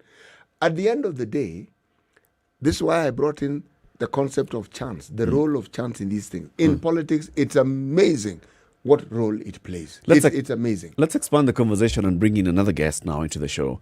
And this is former Kiambu Governor William Kabogo, who joins us. Good morning, sir. Good morning. How you doing? Very well, thank you. Welcome to the Situation Room. Asante sana. Happy New Year. Happy New Year to you. I see you have in your background one of your former Kiambu mates. Yes, my first president, Mr. Jomo Kenyatta. Lovely background there, Mheshimiwa. Karibu sana Mheshimiwa. When he was in good company. Yes. So I was a young man when he was president. Ah, right.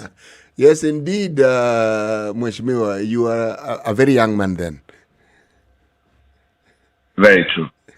Now, we're talking about, first of all, Nairobi County Assembly in about an hour and a half or so is expected to start vetting Anne Kananu Mwenda to a position of deputy governor, and then maybe she becomes governor.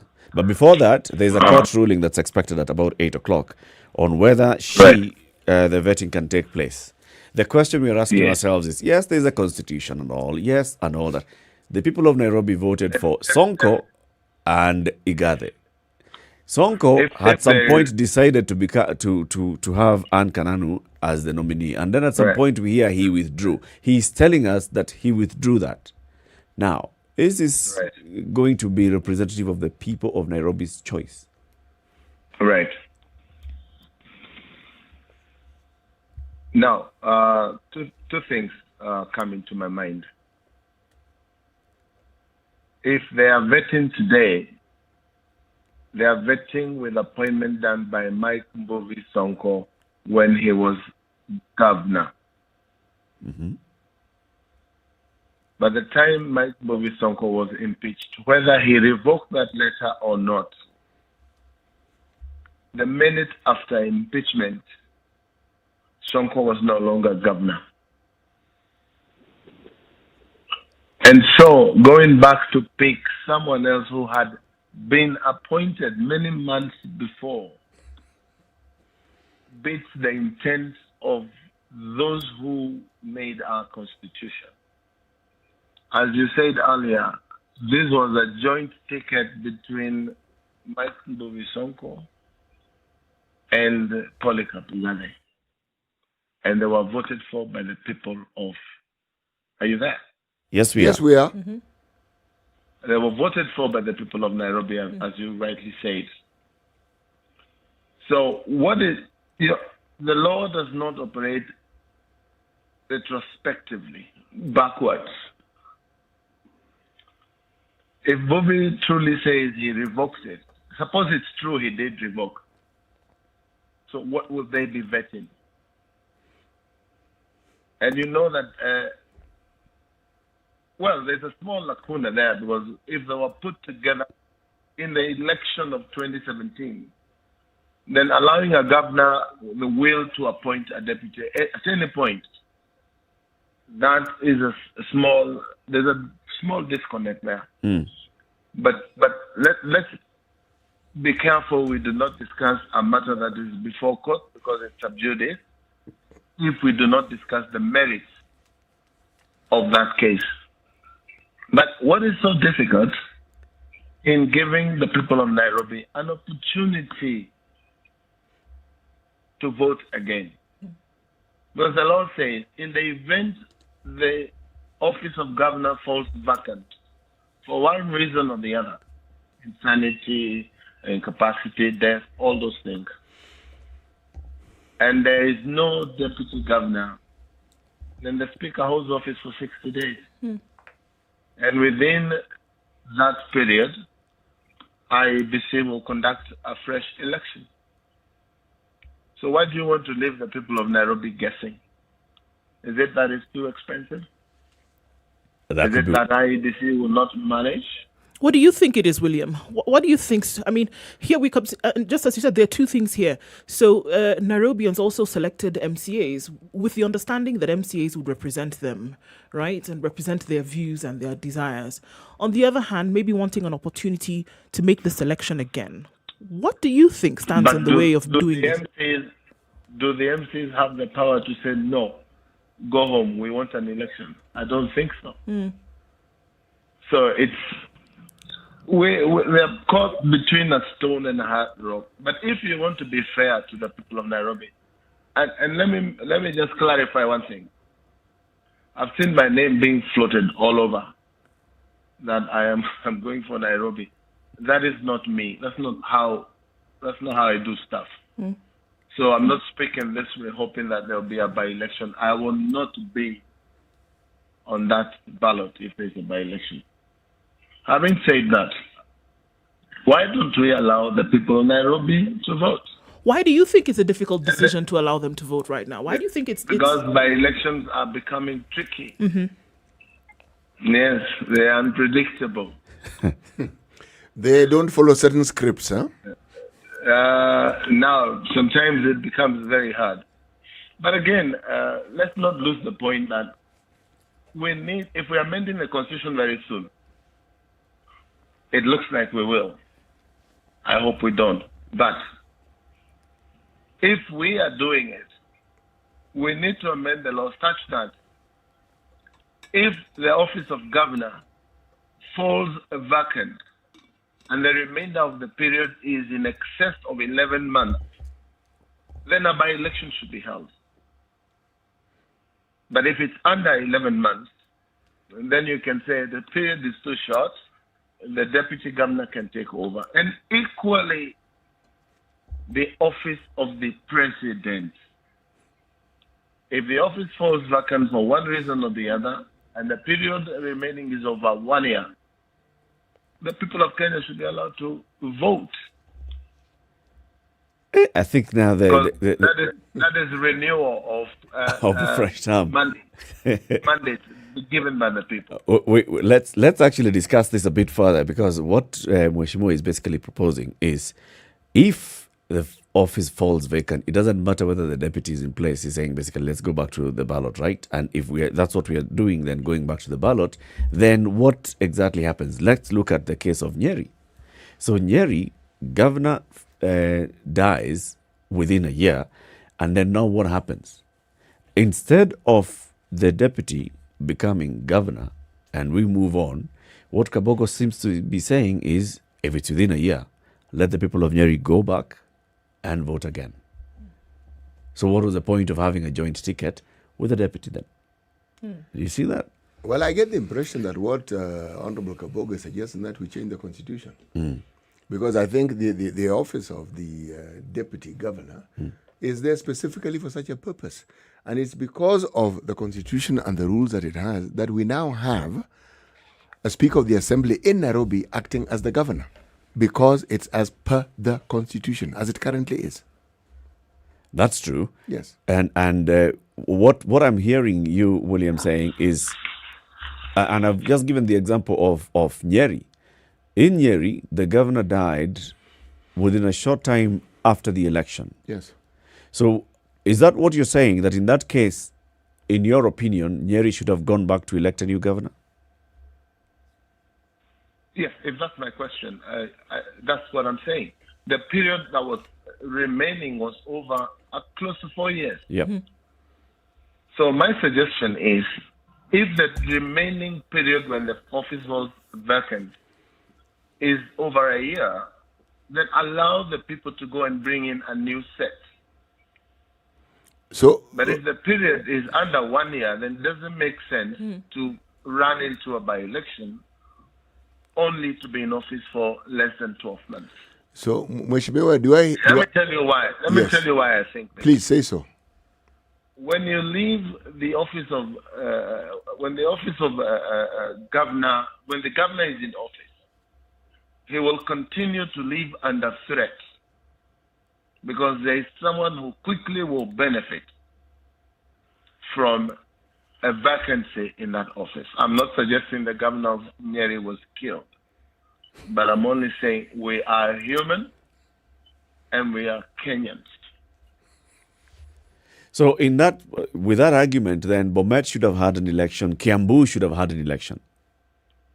No, Kiambu, we didn't have there was impeachment. Oh, you're talking about impeachment of Ferdinand. Yes. if the time remaining was more than a year. It was more than a year. Yes. So you would see the young man or the old man complaining he was thrown out irregularly because the deputy governor wanted to be governor. So we either need to polish our constitution on the conditions that will allow a deputy governor to come through or have a by-election. You know, in the U.S., they have the 25th Amendment, which they are trying to invoke now to kick out this thug called Trump.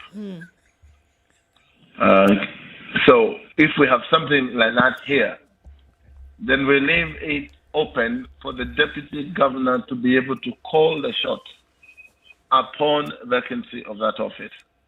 But let's go back to Nairobi. It only takes 24 hours to get an election done in Nairobi. Why don't we allow the people of Nairobi to decide this? Knowing what we know about the MCAs and how they operate in City Hall, you know that quickly they will vet this lady, who we're in doubt of, because Sonko says he, as you say, he says he revoked.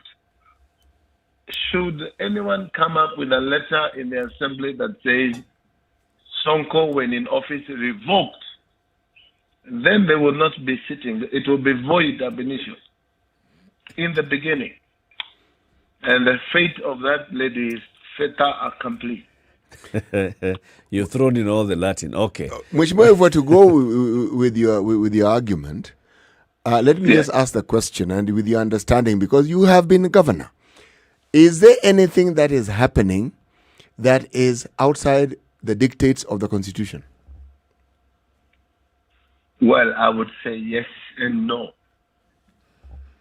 If we're imagining Sonko did appoint her, and the stopping was not done maliciously, it was done in due process of law, then they would be legitimately vetting her.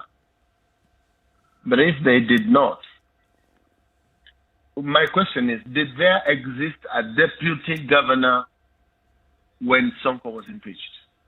If the answer to that question is no, then the vetting would be irregular. Was there a deputy governor? There was a nominee in the records of the county assembly. The law does not say the nominee takes over. The law says the deputy governor takes over, right? Yes. So there must have been in existence a deputy governor at that point in time. You do not become deputy unless you're vetted and passed. So what you're saying is it that time lapsed on this particular issue, or are you saying that would be my imagination? That would be my imagination, because the law does not work retrospectively. They want to go back and fix and make sure there is a governor. But Mike Sonko is not there. You get? Yep. Let's go into the argument of why not allow the Nairobi voter to then participate in selecting a governor at this point. Politically speaking, William, is there a point? So you have a year, basically you have a deputy governor who comes, or a governor who is elected in February towards the end of a financial year. Then you have just one financial year to run the affairs of the county of Nairobi. And you have a national, then you have an NMS.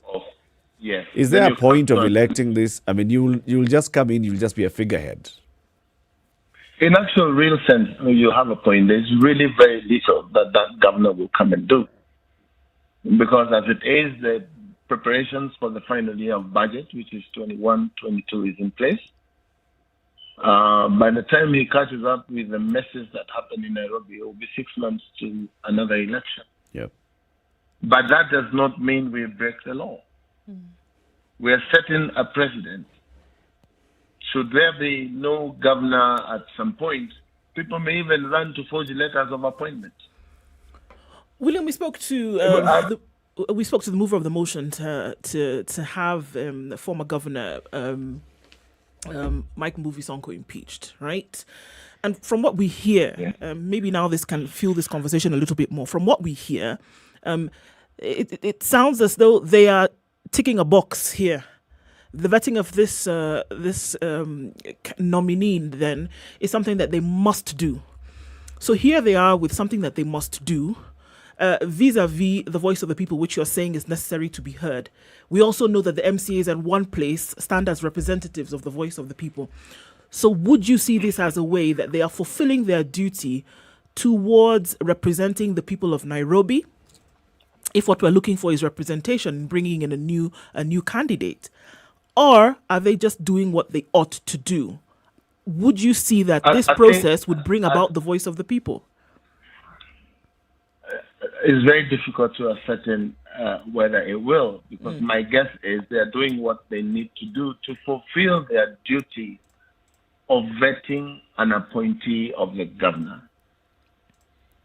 But if they start by debating whether that candidate is rightfully or legally before them, they may find that that candidate is not by law or within any law before them. But if they translate that the candidate is still a candidate of Mike Buvi Sonko, then who was governor, then they may proceed and vet. But I'll tell you how it will go. They will vet, patch, he will be declared deputy governor. The following day, they will call him in and swear him in as governor, pursuant to the section of the constitution that says the deputy governor takes over, and the matter ends there. That's what is going to happen. So we're discussing what we already know. It's already done. So let's take a break at this point. Unless, of course, a matter comes from court today and say no vetting. No vetting until the matter is heard and determined. Time for us to take a break on KTN Home. Knowing from our behavior in Kenya with courts, the matter may not be determined in the next 5 years. The court order may not even arrive at the county assembly until tomorrow morning after the job has been done. Anyway, 6 minutes to 8 o'clock. Time for us to take a break on KTN Home. We are having a conversation with former Kiambu Governor William Kabogo with regards to the running of affairs in Nairobi County Assembly. We know that the vetting is supposed to happen today for Anne Kananu Mwenda for the post of Deputy Governor, and then she could take over as Governor.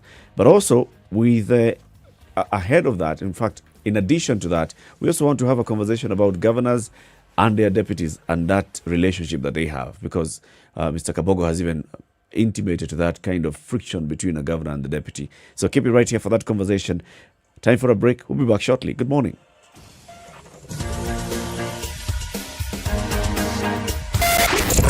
.9 Spice FM, Mombasa. So as KTN Home joins us back in a couple of minutes, we still have William Kabogo online. He is the former Deputy Governor of Kiambu. So we're talking about what's happening in Nairobi. He says, basically, let's assume that there's a court order that comes out and says no vetting. What time will the court order arrive at the county assembly? Will the vetting have started? And all those things. Politically, this seems to be a done deal. Legally, there are very many issues that have cropped up. Okia Mtata has a case in court.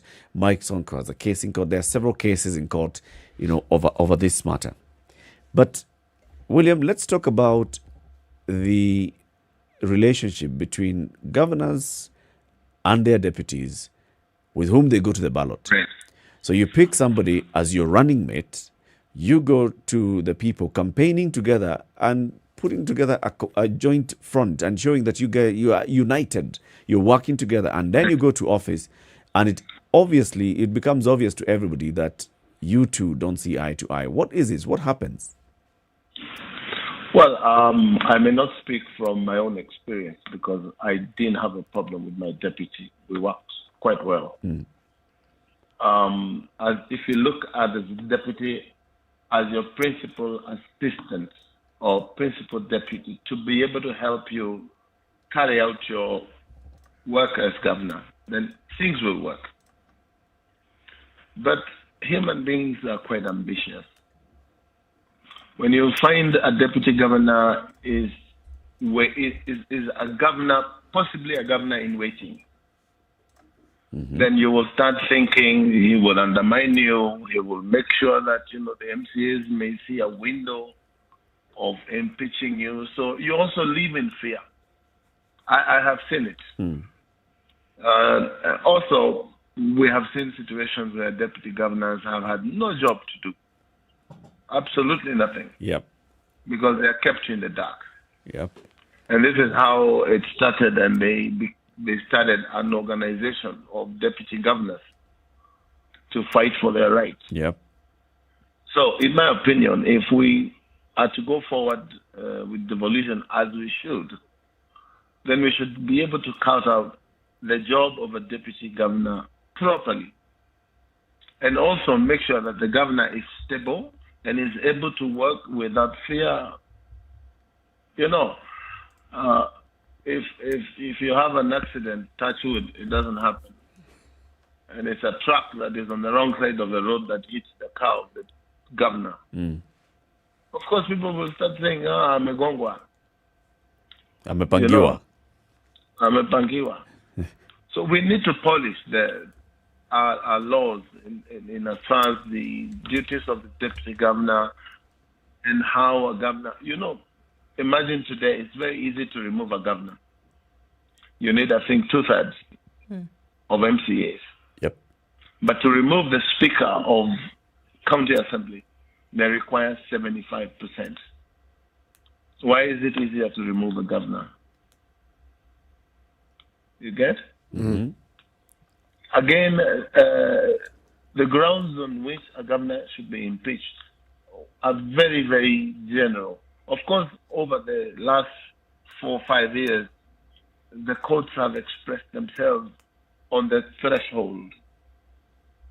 But again, it is an argument like today when you ask about the MCAs whether they will be given a court order in time. They may get it on time and say a court's separation of powers. A court cannot tell legislature on how to run its affairs. And there are cases of that nature where those orders were never followed. So we are also in a situation in this country where orders are followed depending on who they favor. Yep. So the rule of law is one thing that we lack here. Because as bad as a judgment should be, or a ruling from a court of law, follow it. Follow the procedure to appeal and go to the apex court. But you cannot ignore. You remember Minister Kimunya, as he was then, Minister for Land. He said court orders are just papers. I mean, not court orders. Titles are just papers. So since then, titles have been lit papers in very many occasions. You have your land, it's yours, you bought, like where I sit now. Someone goes to court and decides they own this house, then we have to be in court the next 10 years. Yep. Matters all of Really? it. Let's take another break. Let's take another break, Mheshimiwa. Follow the rule of law. We're top of the hour. Let's take a look at traffic and then keep you for just a few minutes as we talk about now the plight of county deputy governors and other things that are happening in the country. This is Kenya's biggest conversation, The Situation Room. It's 8 o'clock. 102.5 Spice FM, Kisumu.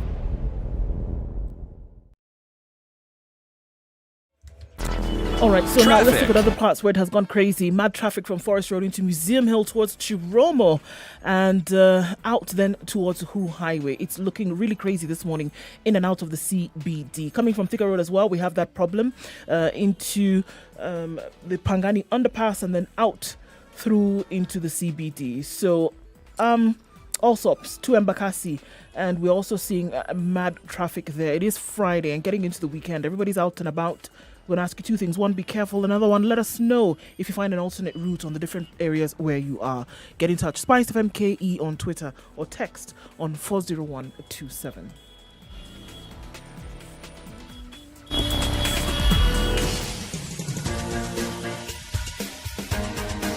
This is The Situation Room, the home of hard-hitting political commentary and penetrating insights about the state of the nation. This is a talk radio experience like no other. The Situation Room, a place for hard truths, debates, and elevated conversations. The Situation Room, witty, political, engaging, deep, controversial. In the room, we have C.T. Muga, researcher, academic, seasoned political observer, a fountain of wisdom in these politically uncertain times. Ndu Oko, Nigerian by birth, Kenyan by choice, communications expert, Pan-Africanist, a truth seeker and believer in people power, and Eric Latin, agent provocateur, the man in the chair, seasoned journalist, news hound, a man who believes in punching up, not down. This is The Situation Room, the only way to start your 2 day. minutes after 8, this is Kenya's biggest conversation. As we begin the hour, let's hear today's proverb from C.T. Muga. A boat doesn't know who the leader is. When it turns, everyone gets wet. That's what happens. Mm-hmm. It turns, everyone gets wet. Yep. The other saying is if you go dancing with a pig, it will put in a lot of mud. It doesn't recognize you as the owner, as the one who cleans it. Nobody will know who the pig is.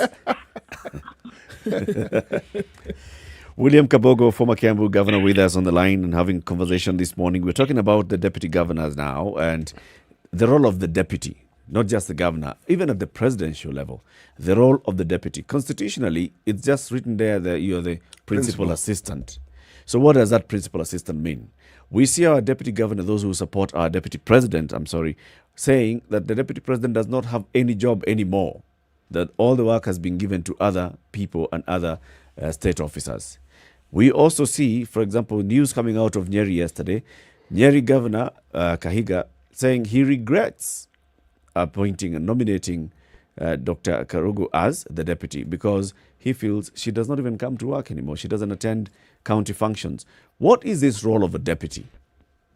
Probably she's frustrated. She doesn't have any work to do and so she has no need to go to work. I'm only thinking loud. Again, we said, let's cut out the job of a deputy president and the job of a deputy governor. But remember, even if we cut out their jobs and you're not reading from the same page, your boss will frustrate you. Your boss will kick you out. If you also behave like an,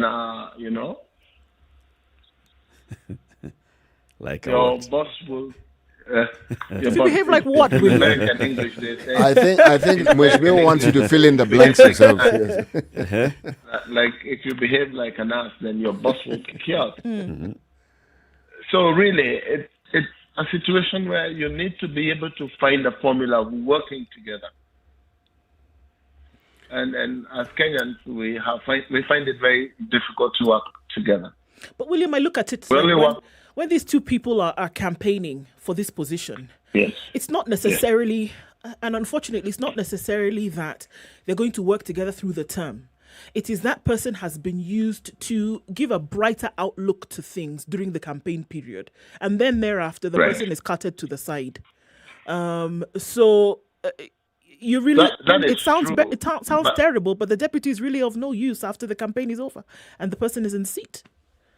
Well, that was not the case in the case of the president and his able deputy in the first term. Where is it happening in the second term? There are probably things that he did. I'm only imagining that the president need him anymore because he doesn't want the third term. Or there are probably things that the deputy in the first term that the president had to stomach because of his need for a second term. So either way. I have to ask this question, even as you're speculating. This one is factual because you can tell us, when a governor chooses a deputy, do you actually look for someone who can deputize you or someone who is able to do exactly what you're doing? Or do you look for someone who you feel doesn't quite match what you are capable of doing? If you ask me how I chose my deputy, I looked for someone who would bring corporate life into the management of public affairs as Office of Governor. Gerard, who was my deputy, was a CEO of Unilever International, breweries, all these things. And I wanted that experience brought on board. Not that I have not been in the helm of an organization, I have, but I wanted more of that. And it worked very well with us. And again, I gave him a portfolio of one of the ministries. So he was the deputy governor and minister for commerce. So all the entire stuff that had to do with the Ministry of Commerce or the Department of Commerce was handled by him as minister. So even when we sat in the cabinet, he sat in cabinet both as deputy governor and as, minister or executive in charge of commerce. I think you've answered the question that I didn't. But again, the guy did not have any political ambitions at all. Was that a consideration for you? Also that it was, yes. I had read the law. I had read the County Government Act, and I knew I needed to fix this place as quickly as possible, and also have a second term, which didn't happen. But I'm good. I'm not happy with what is happening out there. But so it is what it is.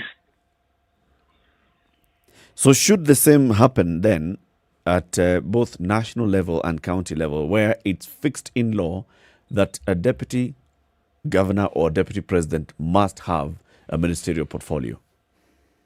Well, if you do that, and there's a Ministry of Sports, you give the Ministry of Sports.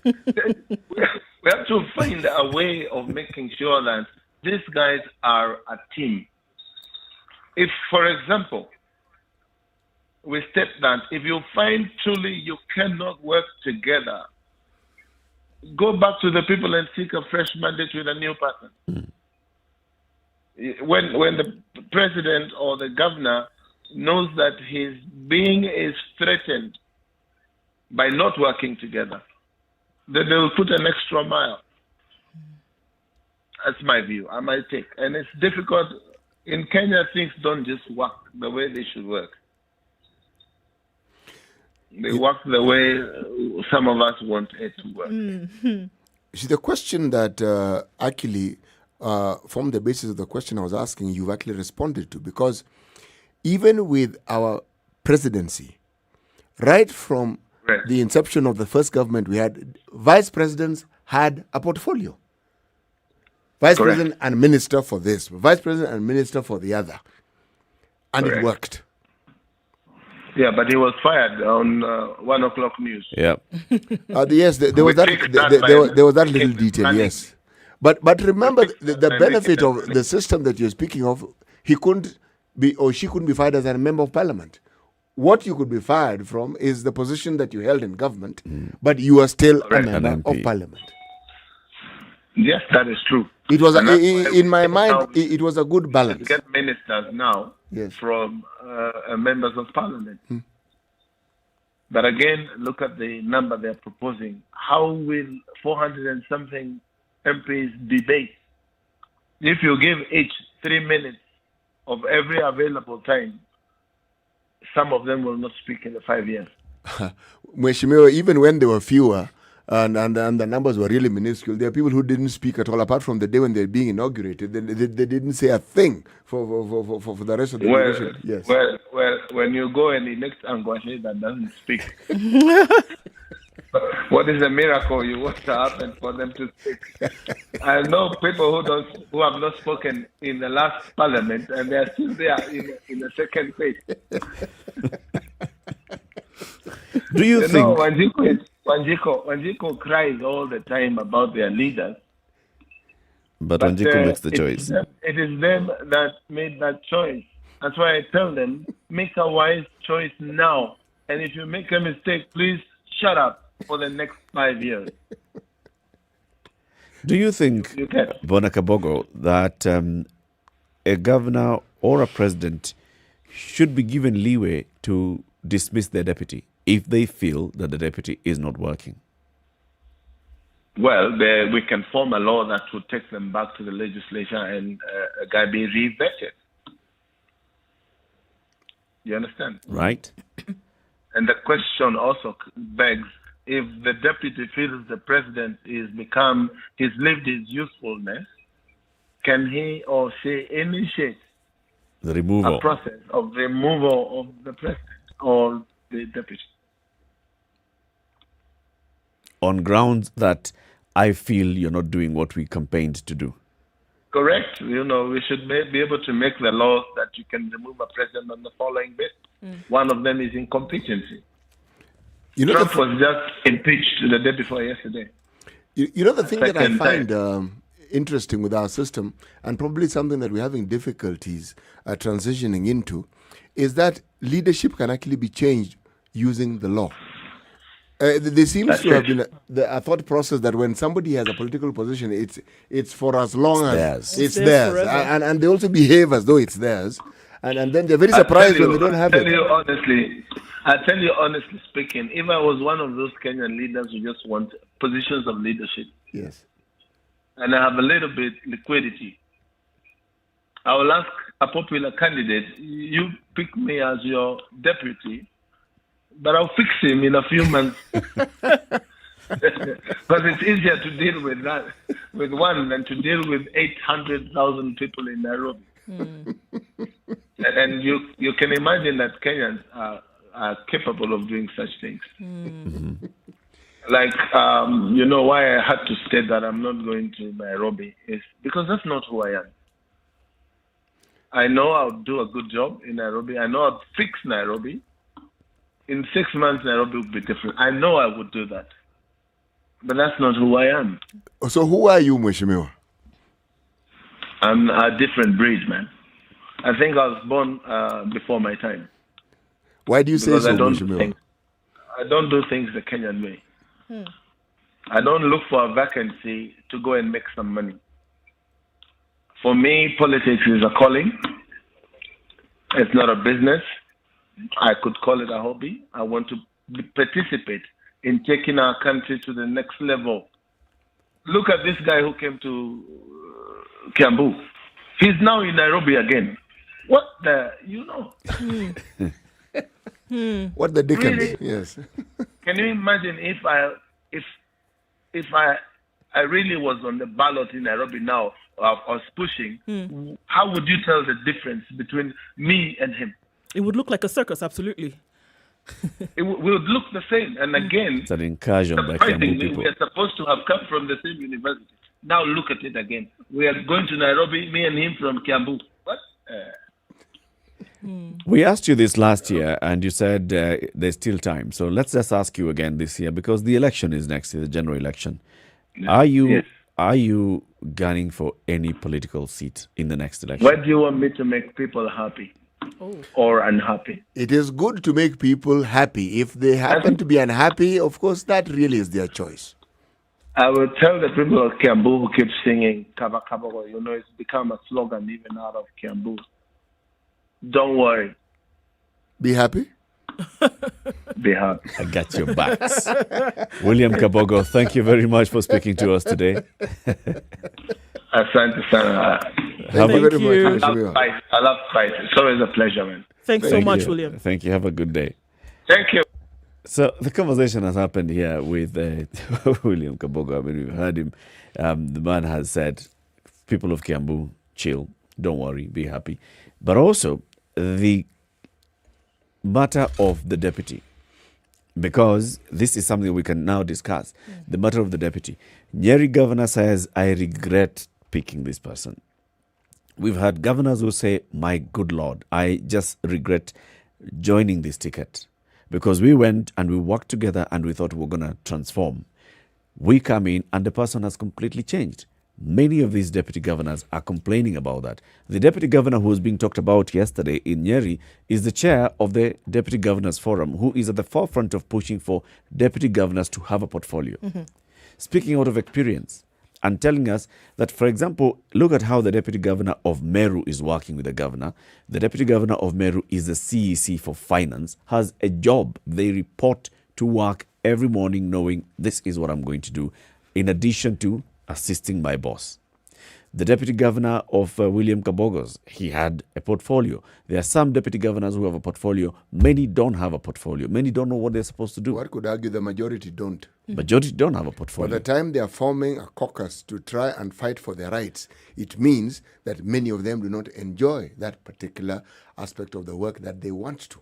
And what are these rights that we're talking about? Can you imagine? That there are leaders in the country who actually want to do a job. They want to do something. Yes. They want to have an impact. They want want relevance. to contribute. They want to be relevant. And here you are essentially paying a bunch of people a certain amount of money every month. And to be honest, there's really nothing that they're doing. I mean, we had her here and she spoke and she said, you know what? Truly, you're paying me this amount of money every month and I'm not doing anything. And so I do think that it's about time, even when you look at amending of things that can actually make some sense. I think it would be necessary to have deputies at this point to say something constitutionally established, to say that even if you are getting into a position of deputizing a governor, you must and should have another role that you play. You should have roles and responsibilities that contribute to the county, for example. When we're looking at them going into campaign season, you pick a running mate, and most of them pick a running mate from the corporate sector, pick a running mate from, pick a technocrat, pick a professional in their field. So why not tailor that individual, that expertise to a particular sector within the county? Why not do that? You have PhD holders, you have professionals who have years and years of experience in a certain thing that could actually benefit counties in ways that you probably wouldn't understand. So why not use that? Because if you're going as running mates, that means that you're compatible, or you feel that you're compatible. So here you are leading. Why not have somebody who is leading in another area? And I think it's about time it's put down. Because if you don't, look at the situations that we're talking about now. Nationally, we have a problem. We have a deputy who's feeling like they have no job to do, okay? It's just that he will not come out and say it that way. But if you listen to what his supporters are saying, he's basically saying, I have no work to do. We are seeing deputy governors saying the same thing. But Kabogo has given us that other perspective, where a deputy comes in and then they start, because you cannot fire me, they start now angling for that job. It's the same thing maybe the president was intimating when he said, we are running a race. Instead of you waiting, you start coming back to come and pick the baton from me before I've finished my own race. It's the same kind of thing we see in the counties probably. And they feel, you know what, just stay there. Just stay. When I finish the race, you can choose to pick the baton or not. You know, one of the things that is very difficult to perhaps fully understand, I'm going to call it the anatomy of power. Someone is in a position of power, and because of that particular position, one could argue they change. Their worldview changes, the view of themselves change, so as a result of that, everything that they do becomes different. And then a little addition is put in place. They want to hold on to it. So if that is the perspective, that anyone who is close to you, even a person whom you brought in, will appear like a threat. And then there's the individual. Depending on how secure that person is, if that person is in a position and they themselves, from a very personal perspective, are insecure, my friend, they're going to be seeing demons in every bush, and they're going to be seeing nefarious motives at every turn. Remember, when you're governor, apart from just the power that we're talking about, you have people who keep assuring you. And there are people who keep sucking up to you to give you the impression that you're almost omnipotent. So, it is a difficult position to be in. And yet, it's a position that you chose to be in. Some probably didn't choose because something happens and you end up being in that particular position. But nonetheless, the trappings of power are the same. How do you explain the behavior of the immediate former governor of Nairobi? Here you are as a governor. Now, there are things you're supposed to do. You're supposed to run the county in a certain way. And by all things visible to man and woman, all you seem to do is things the way you want.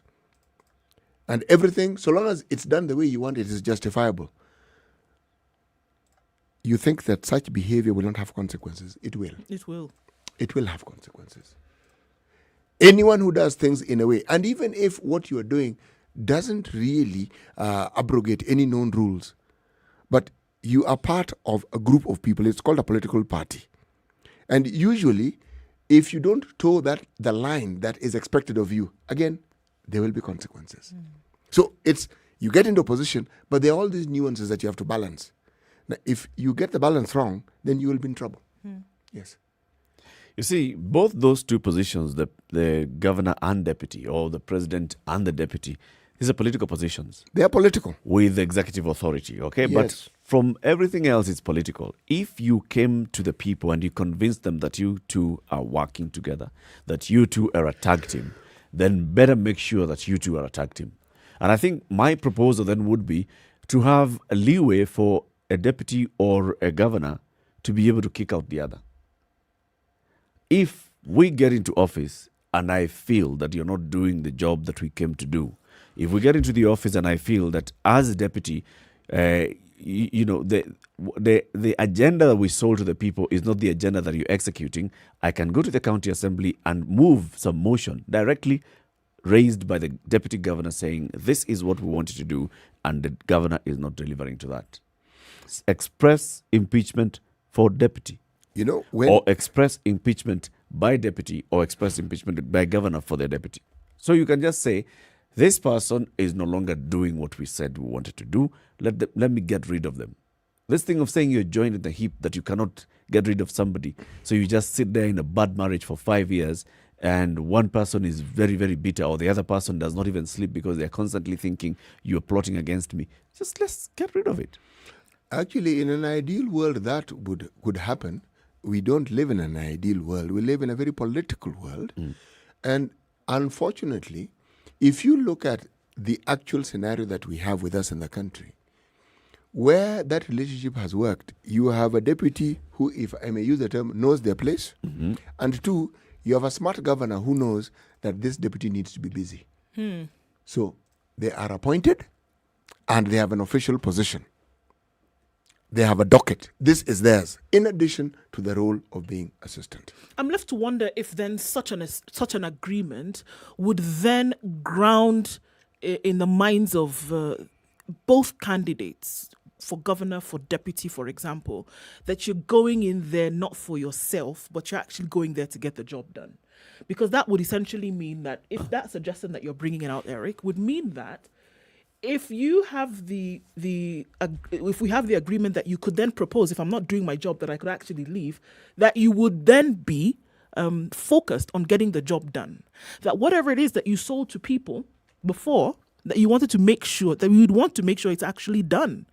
And that it's not just for political expediency that you're bringing this individual to get you a few points ahead, but you're bringing in an individual running together to make sure that the work is actually done. I think you would actually see a difference. But our biggest problem here is that we have to legislate on such manners.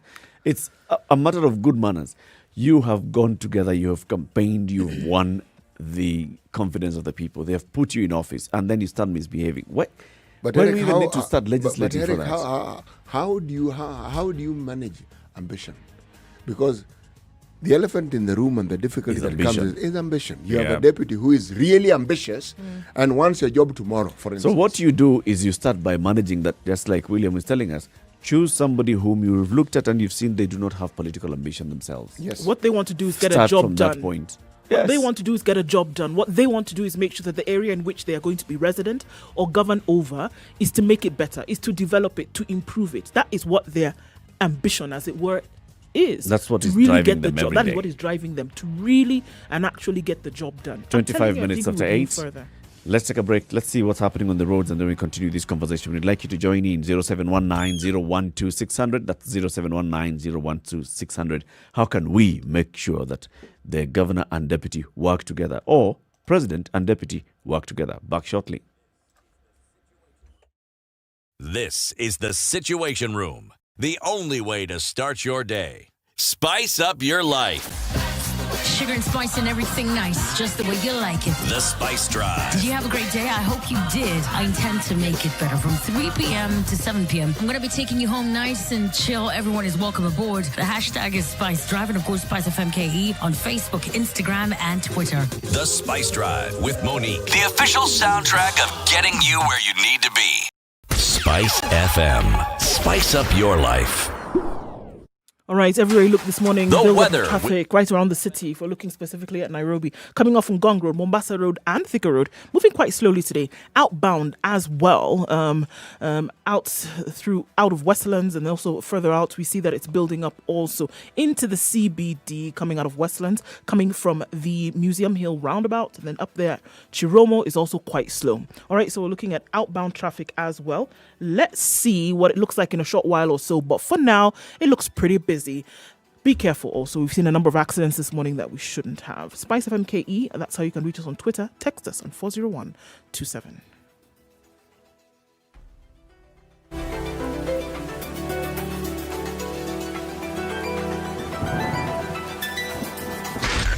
Spice FM. Nakuru.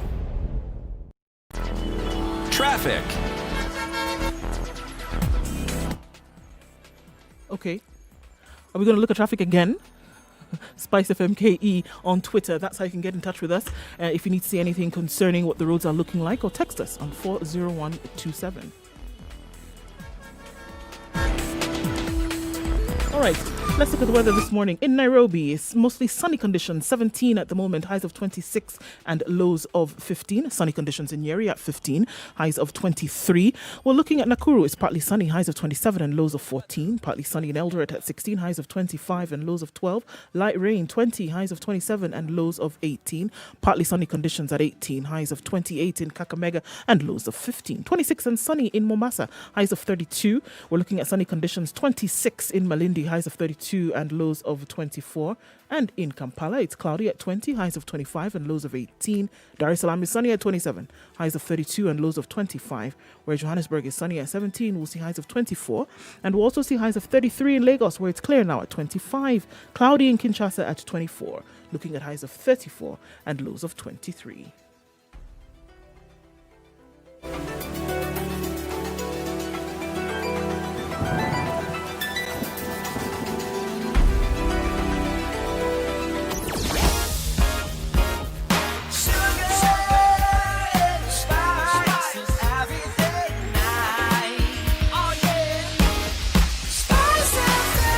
Spice up your life.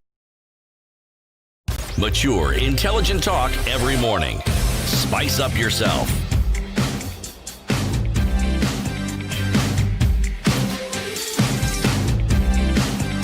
Mornings done. So 28 minutes after 8 o'clock, this is Kenya's biggest conversation, the Situation Room.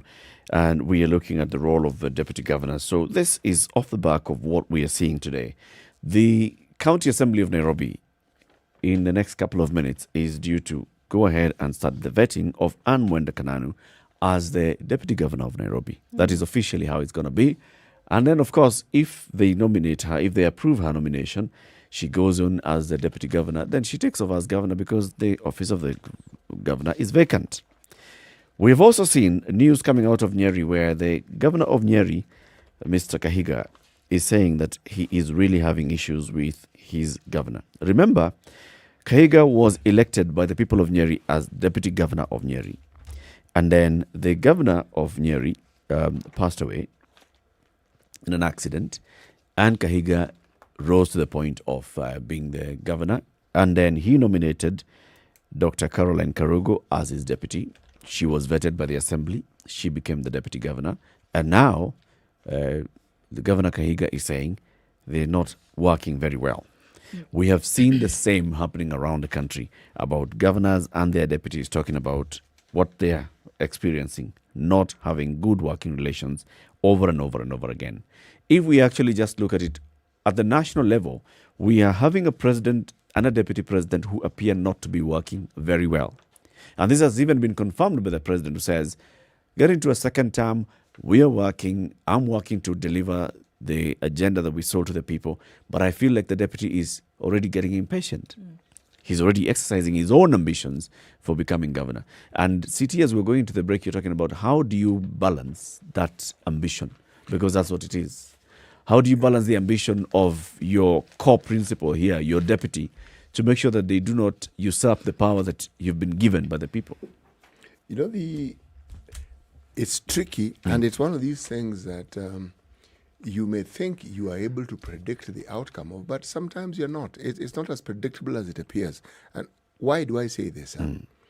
If you want to chart your own path politically, it is assumed, well, in this country, you start your own political party, okay? Now, you can start it, and that will be the beginning and the end of it. There'll be an unveiling of the name, and there'll be a small ceremony, and that is it. Thereafter, it just exists in the books until something happens and someone of more note comes in and wants to adopt your party as their vehicle for political ambitions. Now, it's the same as the popularity that people have. It is often, one, a subject and a child of time, as it is a child of opportunity. Why am I mentioning the two? If you look at the times in which we live and the problems that we have and which have been exacerbated by COVID, and it's a problem that is felt more by young people than any other group of people in this country, then you would say that any agenda that appeals to the youth will be considered to be a good agenda, and anyone propagating it will be popular. We see it across the border in Uganda. It's the same thing. But then two things come into play. Whether that can translate into votes, because that's what gives you political power, is a completely different story. Because when people actually elect, the reasons why Kenyans go to the ballot box and elect the people they elect, to me, it's still a mystery to me. It's a mystery in the sense that at some point you think it's a political party, sometimes you think it's an individual, sometimes you don't know. So, when you throw your lot into the box and you enter the political arena, anything can happen. Even the very thing that you think cannot happen can happen. So, when you choose a deputy, you assume you understand why you've chosen that deputy. The deputy may even not be politically ambitious, and then they get into that job and realize, but wait a moment, I can do this thing. Can do this job. This one, no, and then but I can actually do it better than this person. Right. This guy has absolutely no idea how to get this job. Or the idea is half-baked. I am better positioned. So now, how do you balance that? How do you have personal ambition and yet you bring in the element of time and you're willing to buy it? How? How do you balance it? That's why that's where wisdom comes in, because that's the only way. As you're picking this person to be your running mate, you need to have some sort of connection with this person. If you're just picking somebody just because, you looked at them and they could help you. They could help you. Then you have a problem. If you look at somebody and you feel that you guys tick, that you can work together, that you, even if they have ambition, then their ambition will not override your own ambition at this particular point, then that's what you do. Because it can happen either way. You can even go and elect somebody and nominate somebody and hire somebody as a CEC, as a minister, and they come in and they upstage you. That's why I'm also feeling if we over-legislate these things, we are over-legislating things that should have been sorted out by two individuals in their own personal characters before an election. The personal character of the person who wants to be governor and the character of the person whom has been approached to be deputy governor should be in sync. If you are out of character, then it will never work. Even if we give you a portfolio and we tell you you'll be coming in and it's guaranteed in the constitution you'll be the CEC in charge of finance or in charge of administration. If you're ambitious, in fact, it's even worse. Then I think it's very telling also then on the I don't want to say ability, then on the interest of candidates to plan this thing very well. Yep. Because if you did, then you would realize that this individual, regardless of what you went through, was ready to stick to the plan that you had from the beginning. And you say, look, this is what we're actually doing going forward. Because what normally happens is that these individuals are picked just for expediency, to get the vote.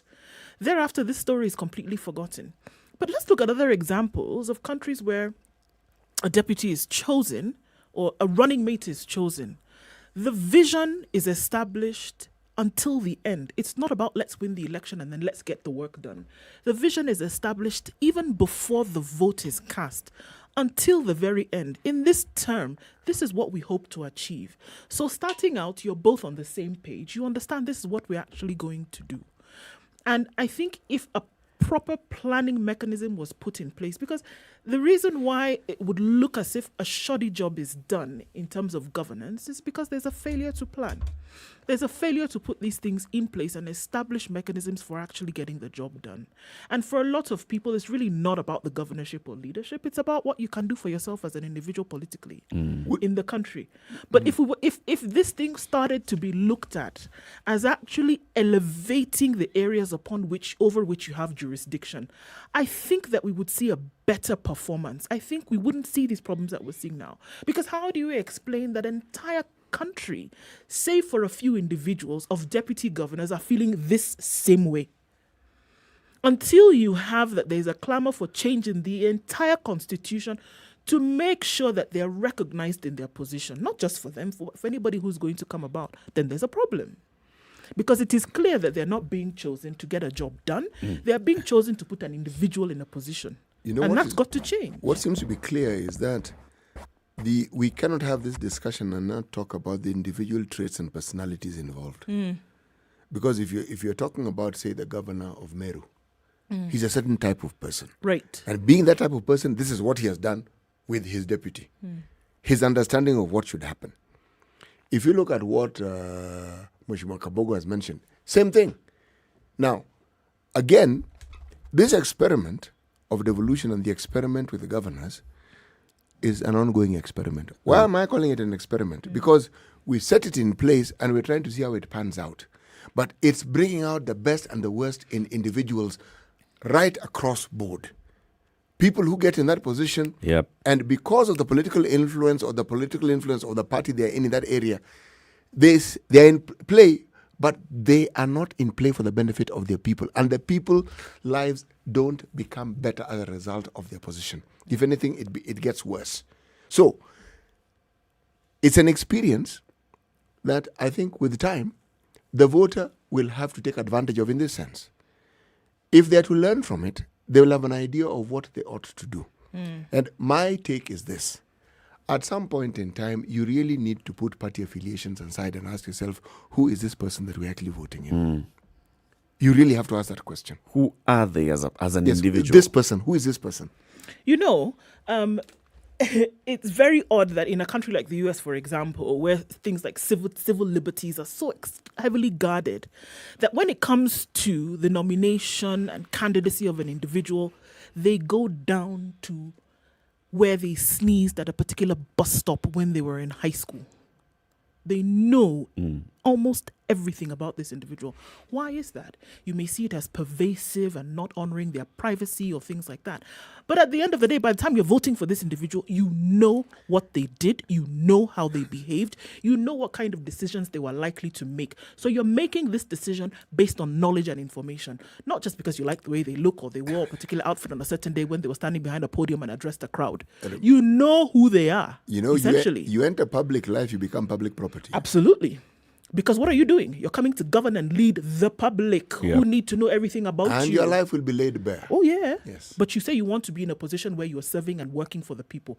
Then the decisions that you're likely to make are based on your personality. So let's know who this personality is. Because it's serious decisions you're making here. It's serious decisions you're making. By the time a governor is coming to tell you 1, 2, 3 or the other, you know nothing about him or her. What do you expect is going to happen?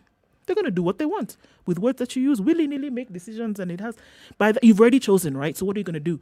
Renege on your decision? You can't do that. The election is over. You've made a decision. But there's also something very important, like entrenching a culture. Just the examples that you've given about America. Look at how a winning presidential candidate or any presidential candidate picks their running mate. They actually pick a running mate from somebody with whom they were competing for nomination for that party's ticket, right? So it's not that it's somebody who they had picked even before and decided, as I'm going into this, as I want to be president in the next election and this is the person I'm going to work with. You pick from a certain number of people. But the one thing that is guaranteed is that there's this entrenched culture. It doesn't matter that this person wanted to get the ticket ahead of you for the party's nomination. Once you pick them as your running mate and then they become your vice president, there's a certain way they know they shall behave. Yes. There's an expectation of this is what a vice president does. The vice president has what now we are seeing, the 25th Amendment at their disposal. You can just rile up the cabinet ministers and you go ahead and you get the president out. Come up with some flimsy explanation and say the president is no longer capable of running this country, so the vice president takes over. But because of the character of the people who is in the vice president's office, who is also in the cabinet and also in the other state organs, there's this culture of you shall not misbehave. There's within a certain dimensions within which you operate. So if the same thing was to happen in this country, where we entrench that culture of it's the person, I am a deputy and this is what I'm supposed to do. I am a deputy.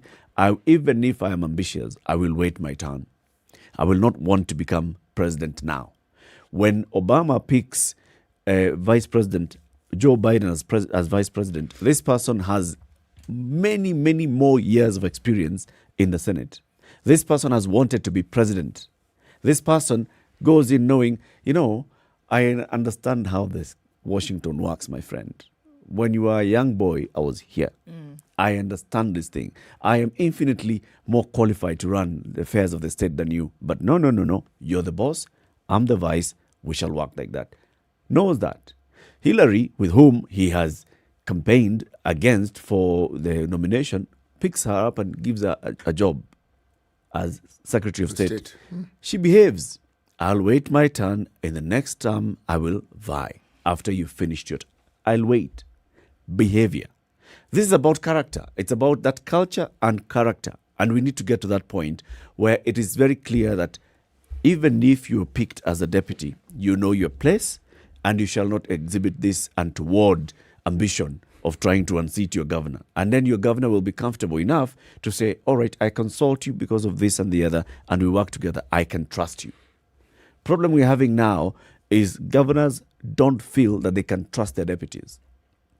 They do not feel like they can work with the deputy because they're not very sure whether this guy will wait for 5 years before he tries to kick me out. Because the initial intention was wrong. The initial intention was let's work together to run the country. Actually, the initial intention is let's work together to get me elected. Yes. That's the same thing. Yes. Even now, for Joe Biden, let's work together to get me as president. It's understood You, that. Kamala Harris, wanted to be, but you didn't get the ticket. Right. Now I've picked you. Let's work together to get me. So that in time you may pursue that same ambition that you had before. Yes. But after I've done my 4 years and another re-election for 4 years, even then it's very clear. The intention is I, Joe Biden, will be president. Not we will be. No. In fact, the example that is But the given character by Eric is that Kamala Harris will know this is my place. I helped you to become president. Even though I have ambition to become the first woman president of America, I will wait my turn. Right. But you have a job to do, and that is honored. You get?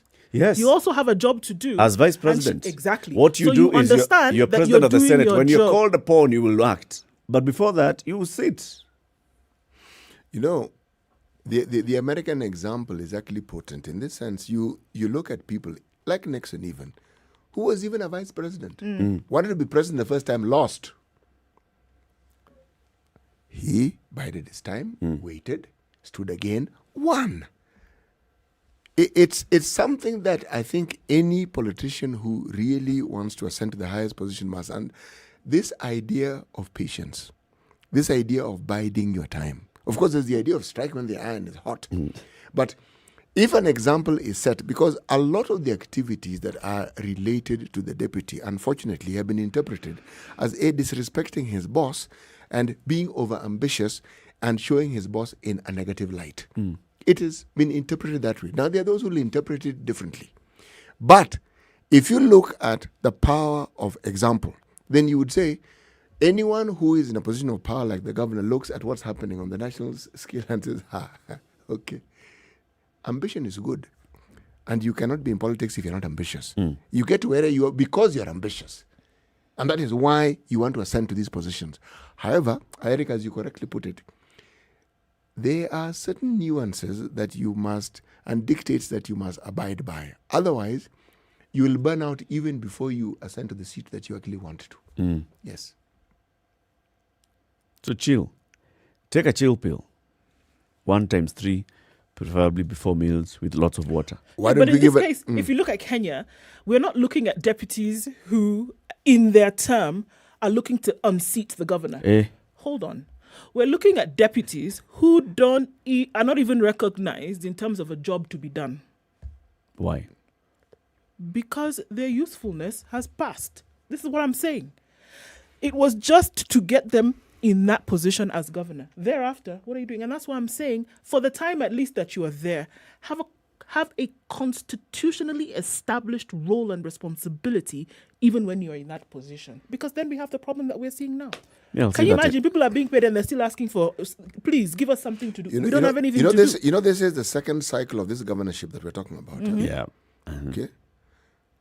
The experiment continues. In the first round, we didn't have deputy governors rallying and saying, folks, we need this. But now they are. It's an interesting progression in politics, and it's a good bargaining chip, and it's actually a good thing to even discuss. But remember also, even as you talk about the correct thing that you mentioned and do, sometimes the deputy governors also need to be creative. You know, it's one thing not to have a job, but it's another thing to actually make yourself useful. It's another thing to look and ask yourself, what do I do? Not to promote my agenda, but to make the governor look good. Unfortunately, it can be seen as you trying to appear to be better than the governor.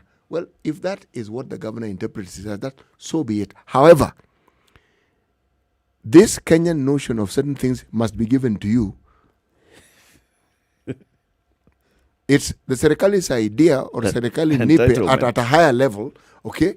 This also must be questioned. You are already deputy. No one is going to sack you. How do you make yourself useful? Think. Be creative. How do you? You need resources, Bwana. Look, you already have creativity comes with resources. Eric, you already have the resources. The resources only your salary. It's called you. And a car. No, it's called you. The reason I'm saying it is called you, it is how you present yourself. All right? Mm-hmm. You can present yourself and look, if you look at the flip side of what I was saying earlier on about, say, the position of the deputy president of the country, that's a creative deputy. He has a position and he has used the position. Now, you may question the man of the creativity, but he is creative. You cannot say he's not creative. The hustle narrative, as I said before, is a narrative of empowerment. And it has resonated. It's creativity. And it's something that he would not have been able to do had he not been the deputy. So he's using the platform. Yes, he has a platform and he is using it. However way he's however you want to interpret it, but he is using it to the fullest. 0719-012-600. What do you think? What's the role of the deputies and what should their role be entrenched in law? We over-legislate, we run the risk of, just having too many laws and barriers. While at the same time, we don't legislate and we have this kind of lacuna where somebody just goes and they behave the way they want. Okay. The danger I see in the over-legislation is then if the problem was the over-ambition of the deputy, then you've basically just given them more and more tools. One of the things that now you're complaining about is this guy is very ambitious and I cannot get rid of them because we're elected. But now this guy is very ambitious and I must also give him a portfolio or her a portfolio, which gives them more power to exercise their ambition, to try and upstage me, to try and get me out of office. Did you not realize his ambition when you selected them as a running mate? No, I didn't. You didn't know? No. This ambition only came later. Yes. Oh, I thought they have ambition, but then they behaved as if they would behave once in office. They behaved as if they would wait on their turn, they would work with me, we'd work together so that, kumi yangu, and then kumi yako. Then they start saying, yako tano, yangu 15. This is where the problem comes in. How do we make sure that you can wait for your 10 after my 10 is done? If we're talking about our presidency, this problem appeared long before when the kumi yangu, kumi yako was still fresh and it was the mantra of the day. You see, if you look at our political dispensation, the one we have with us, and you look at the first time we actually experienced opposition politics, it was when Raila's father, Jaramogi Oginga Odinga, differed with his friend and the president Jomo Kenyatta, right, opposition politics took a turn. Remember, at independence, there was KADU, there was KANU. There were other parties, of course, who we usually don't mention. But there stood out, and understanding was arrived at. How many decades has it taken or how many decades did it take for the opposition to mature, for the opposition to have a role, and now for the constitution itself to mature so that the opposition can actually have a useful place in the politics of the country? Now, many of these processes that we talk of, including the BBI, it's just that. Processes coming into our political sphere to try and ensure that things work in a way that may be considered equitable or may be considered, well, let me use the word fathomable. Because putting the constitution on paper is one thing. Putting it into practice is a completely different thing.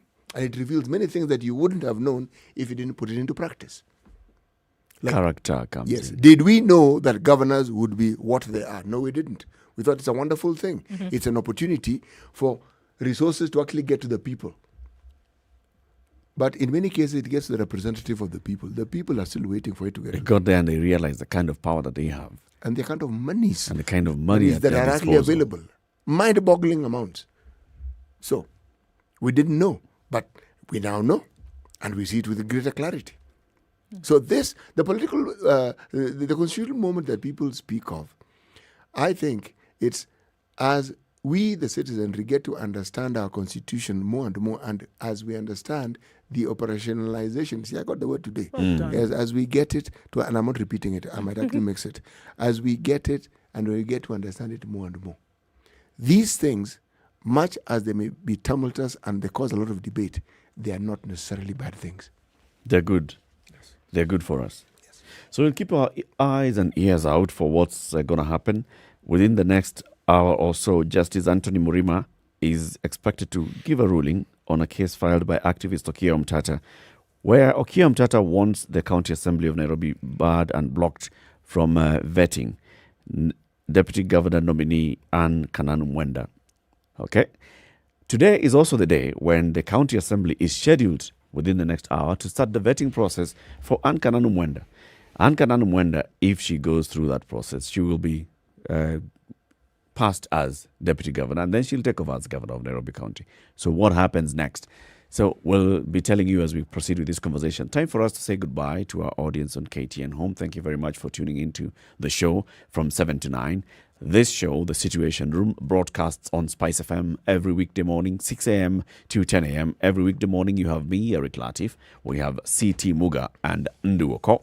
So join us again on Monday, KTN Home, 7 to 9. But the conversation continues on Spice in the next hour for a full hour. 94.4 in Nairobi, 102.5 in Kisumu, 87.9 in Mombasa, 96.0 in Nakuru, Eldoret and its environs, 96.7 Nyeri, 90.9, and Malindi, that's Kilifi, 97.7. Keep it right here. See you on Monday, KTN Home, but tune in to Spice FM for more conversations. Good morning. 94.4 Spice FM, Nairobi.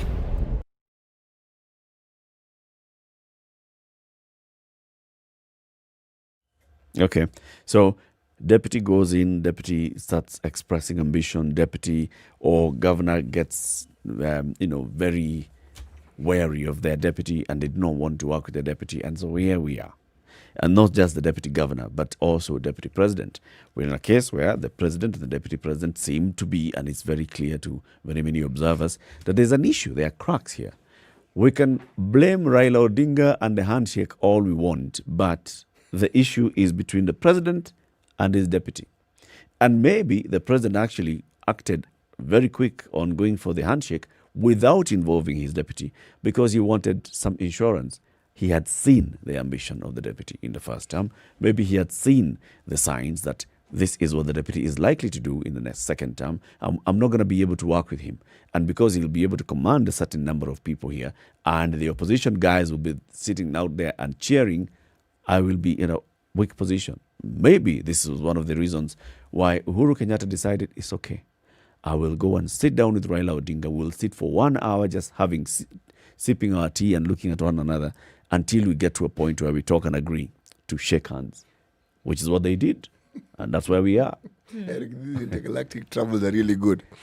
I mean, I'm picking all these things from stories that have been told to us by the president. It really spices the the imagination. president himself. Sat down for an hour, sipped tea, Yes. looked into each other's eyes. He told us. They went to Harambee House, and for a full hour, they were just there sipping tea. Habari ya mama. Hey, their children now, they are grown, you know. The fly on the wall. Okay, carry on. You know, that's what he was telling us. They spoke for nothing substantial for an hour. Until now, it got to a point where they had to discuss what brought them together. And they stepped out and they shook hands. But remember, they do have history. It's not as though they lack something to talk about. They know one another. They've known one another for the longest time. Okay?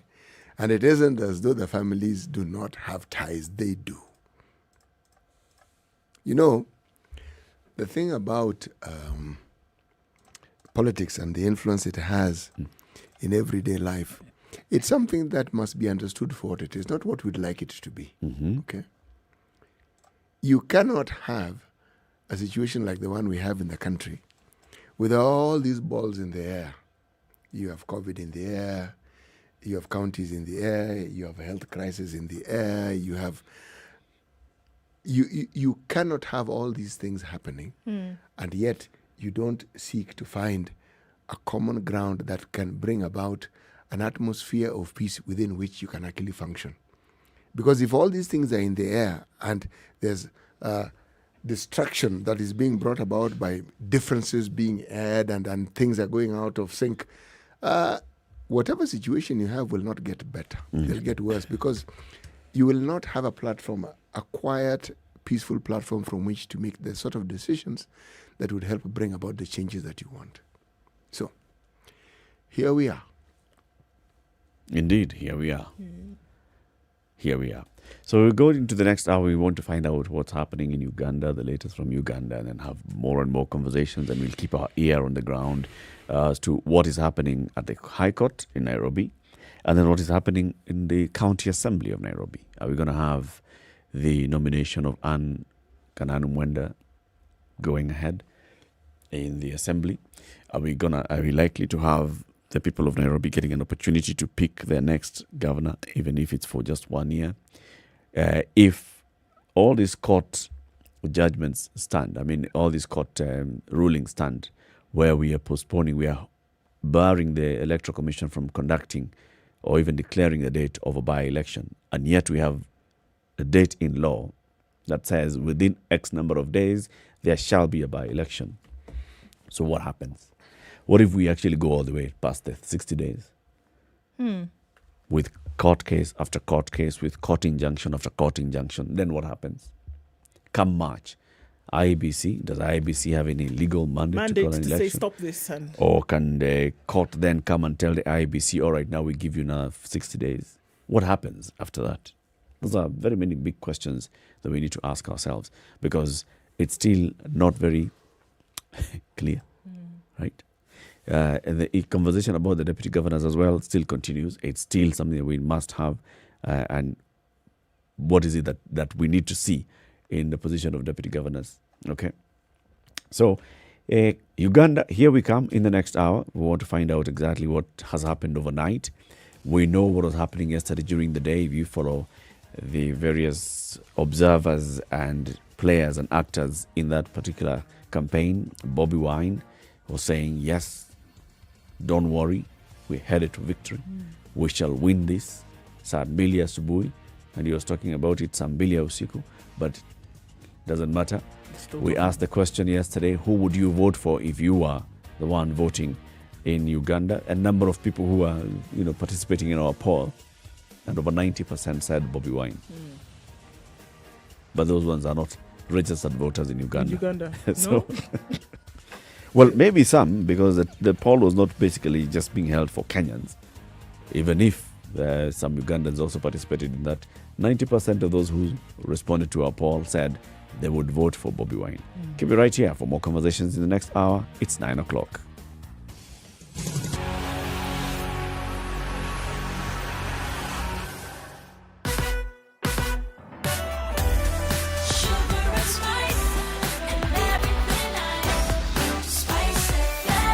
spice up your life. Traffic. Okay, coming out of Nairobi today, headed out towards Westlands is where the traffic had picked up a little bit around 8:30, but looking a little bit better now. Getting into the CBD then from Mombasa Road on Uhuru Highway specifically, it is bumper to bumper. Coming out of industrial area, it's crazy right around Lunga Road towards the House of Manji. There's a problem today because everybody's out and traffic is massive. Coming out towards Landis Road, then from Jogo Road today also moving very, very slowly towards the CBD. Langata Road, however, as you come to Bagathi Way, turning off into Bagathi Way, going then down towards Nyeri Stadium is also a bit slow, but it's moving, so it's not too bad, guys. So we're looking at traffic spilling over past traffic hour. One thing we're going to ask is that be careful. We've seen too many accidents this week, guys. Try and take it easy. But in terms of traffic, shouldn't be too bad after about 10 o'clock when everybody's out, all right? Spice FM KE is how you can get in touch or text on 40127.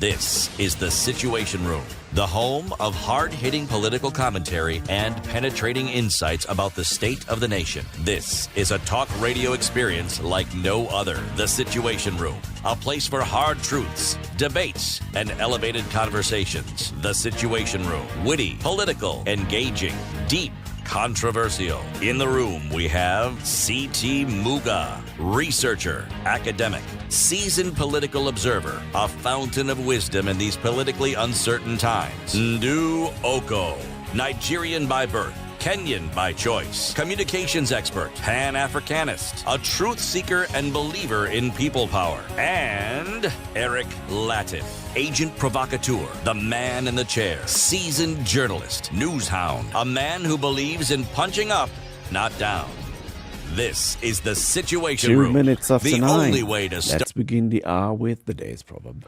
A leader, actually I should start with a boat, but Okay. nonetheless, a boat does not know who the leader is. When it turns, everyone gets wet. Okay. Even the leader. Now, kamilisha that same sentence starting with leader. A leader should know the boat doesn't know him. Huh? And If it turns. If it turns, and usually it's the leader who has turned the boat. The boat is already wet because it's on the water. But you, who is safe and dry on it, will also share in that wetness, and you will be drenched. Okay. Yes. Hiya, Ndu. Yes. What's the latest from across the border? Well, what we're looking at now is that non-completed counts so far, pitting incumbent Yoweri Museveni at a 61% lead against a 22% for Bobi Wine right now. The vote continues in terms of being counted, but we're looking at a massive lead if what is being reported is to be taken as truth. We're looking at a massive lead for incumbent Yoweri Museveni at 61% and 22% for Bobi Wine. Okay, counting started in earnest yesterday evening after 6 p.m. and is still ongoing now. But if we're looking at those indications, something to think about. Can I ask or the to question consider? that must be asked? What percentage of the votes have we counted so far? Well, I think we need to look at that in terms of the specific numbers. But what they have said is that they expect to be done by the end of the day today. Okay. And make an official announcement. Was Bobi Wine leading at any point? No. Like taking an early lead? No. Anything like that? No. Eric? Did he think he's taken an early lead at some point? I'm sure he will say he will have taken an early, and we will also be hear specifics as this is his stronghold and this is what ought to have happened. And this is, remember, the debate about voting, especially if you're talking about the East African countries, you cannot talk about voting and not talk about registered voters.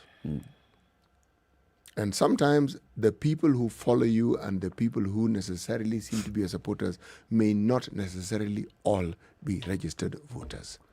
So much as you have support and you have a good amount of it, if the people who support you cannot actually take that support to the ballot, then your chances of actually winning the seat that you want may not be as great as it appears. Remember, there's the optics. We're talking about the optics. Yeah. There's social media. There's this is happening. There's how many times have we seen things which are popular in this country and it's on social media?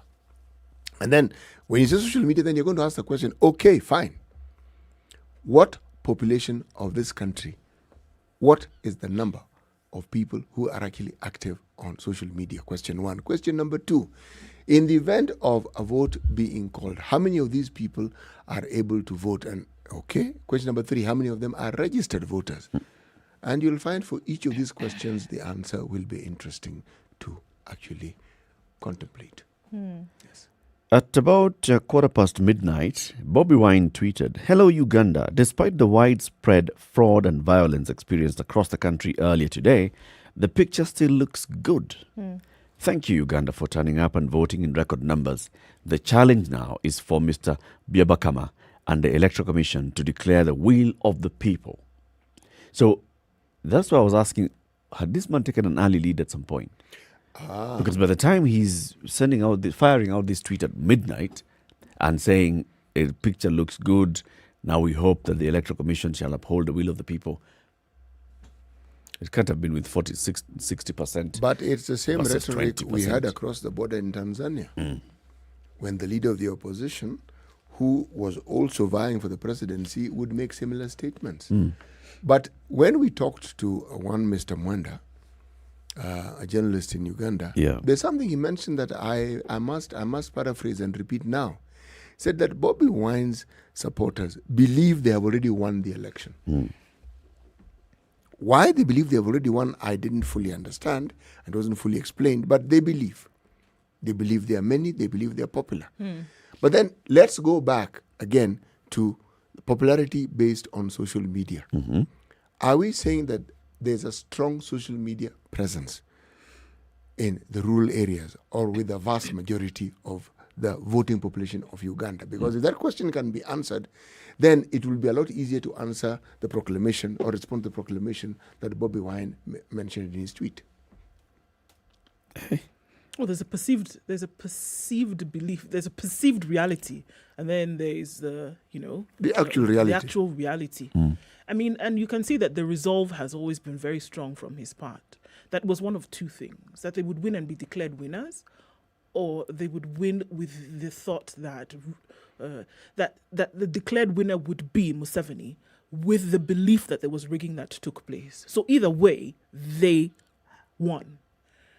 Clearly, or with the reality that to them that rigging took place on the part of the president. But they declared it themselves that should they lose, He didn't say should they lose. He said should Museveni be declared winner. Should they not be declared yes. winner? Actually, you put it even better, Yeah. isn't it? If the winner is not me, then there winner can be is no, not there's me, no winner. We will not accept the results.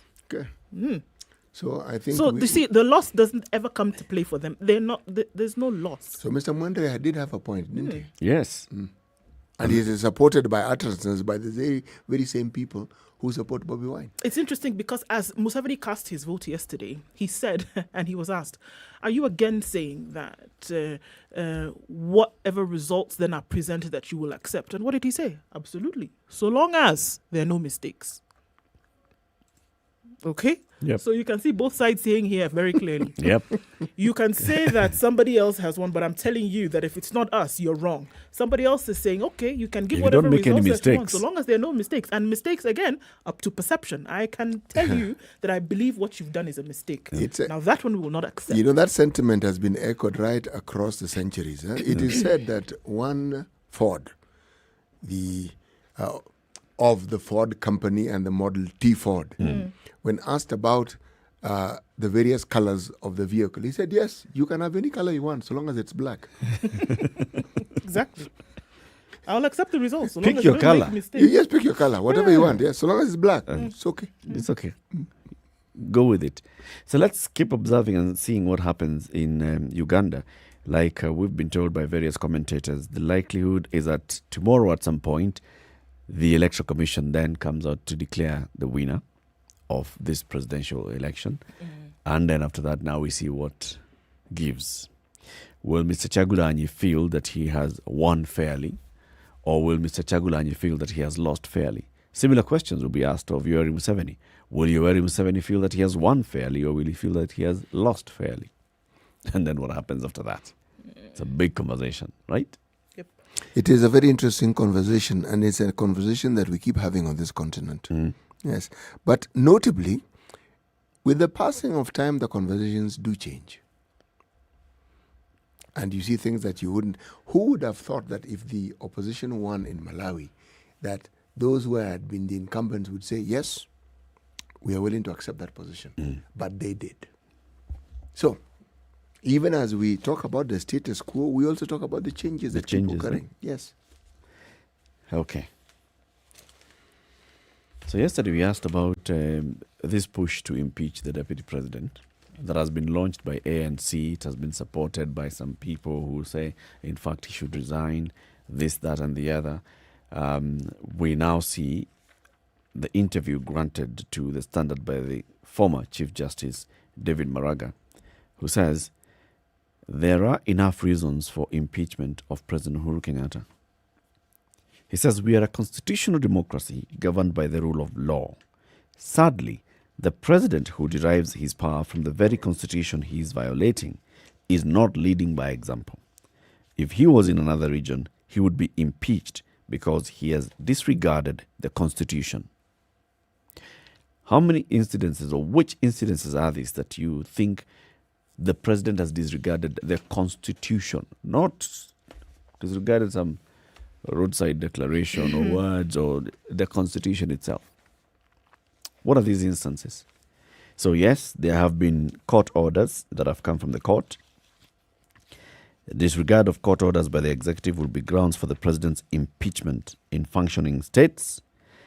Which are these court orders? A number of them. So one of them that just sticks out is the one for the appointment of judges. Okay? But technically speaking, the Attorney General has appealed that decision. So can we then say that the executive has disregarded this court order? Yes. You've appealed. Hold on. So when an appeal has taken place, essentially, things come to a halt. Well, the appeal is going on. It's ongoing.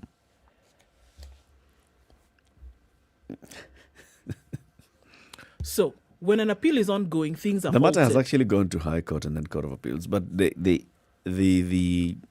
look across board, Eric. When other things have been appealed, essentially, business as usual carries on until that the appeal is determined. That appeal is determined. Yeah, so right? you halt. Exactly. So everything is halted. So if you're going to look at the technicality of it, because that's what we must do when it comes to the law, you could look at the technicality of it until and unless a decision is made in whichever direction concerning that appeal, then the status quo is maintained. Yes. So you can't say that this court order has been ignored. You really can't then say it has been ignored if a decision has not been taken, one on appeal and then going back to the original decision for which you were looking for an answer. You can't really say that then, can you? No. You can't. We have an MP sitting on the floor of the House right now who has a sentence hanging over his head. But because that has been appealed, he's carrying on with business as usual. Yep. Same law that we're looking at today. You had a nominee for a deputy governor of Nairobi. Nothing happened in terms of the process because an objection was made in court. Now, that objection was withdrawn. Process continues as normal. Same thing that we're looking at here. Is it different? No, it isn't. It's the same thing.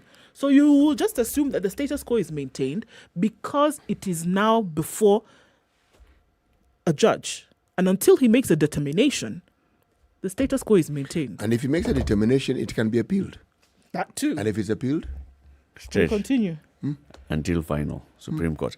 However, but if we're to look at it now from the other side, it is not the president or the attorney general who went to court to say, you know what, we have received an order or some nomination from the Judicial Service Commission, and we'd like the court's interpretation of this.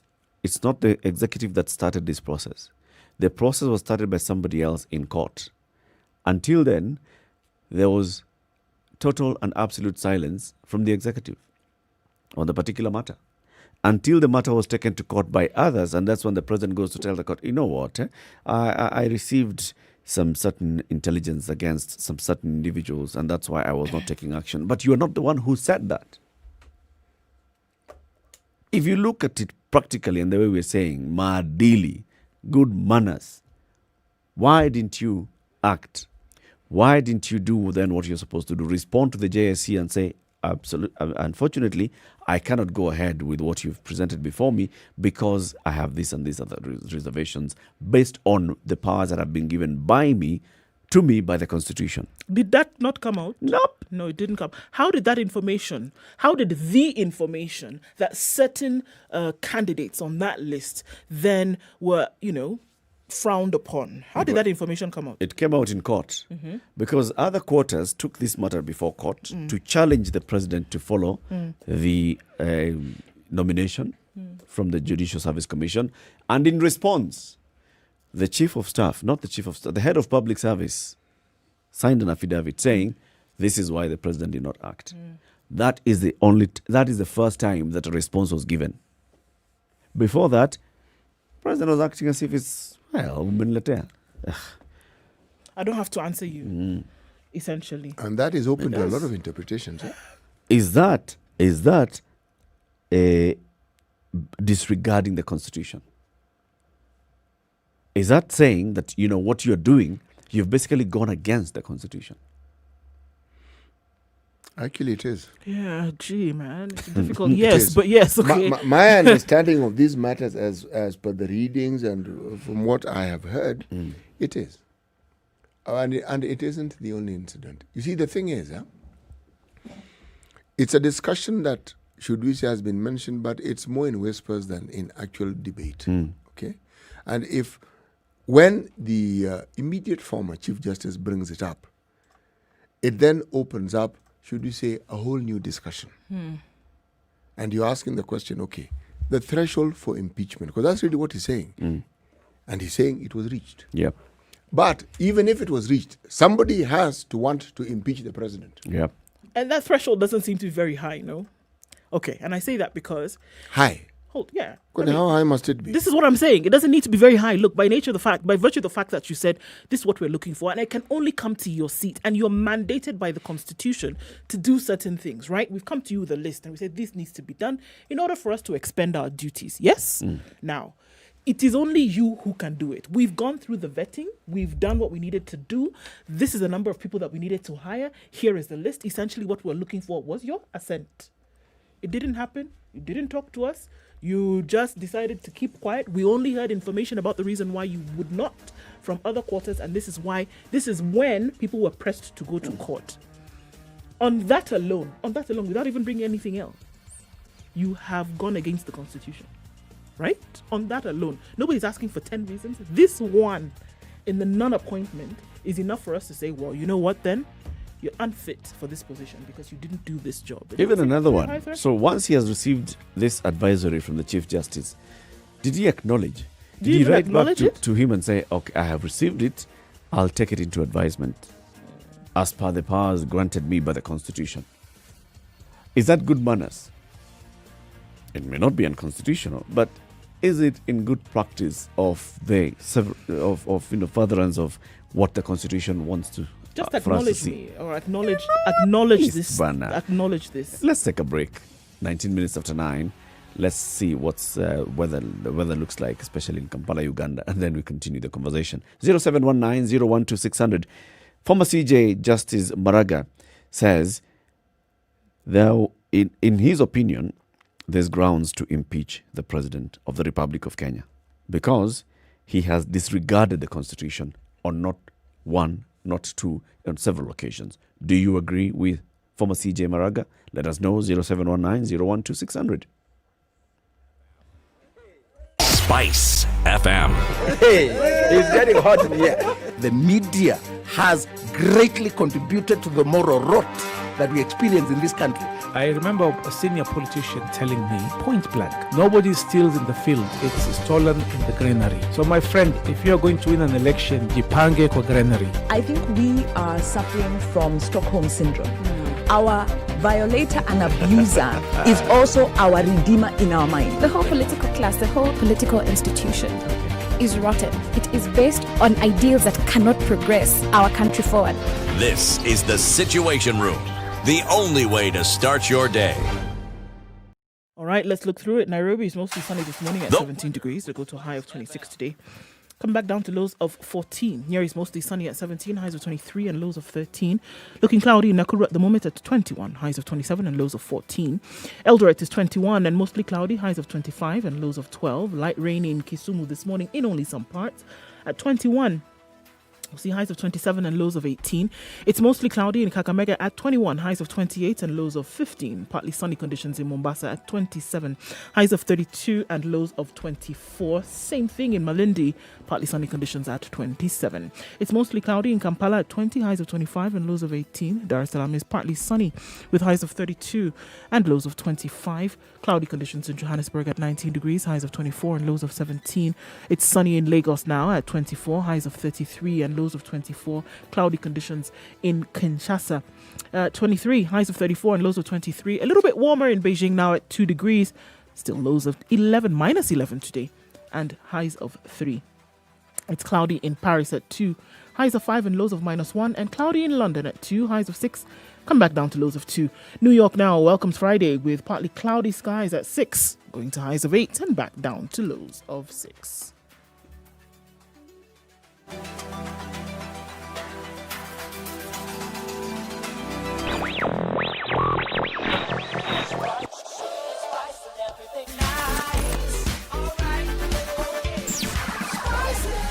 Spice up your life.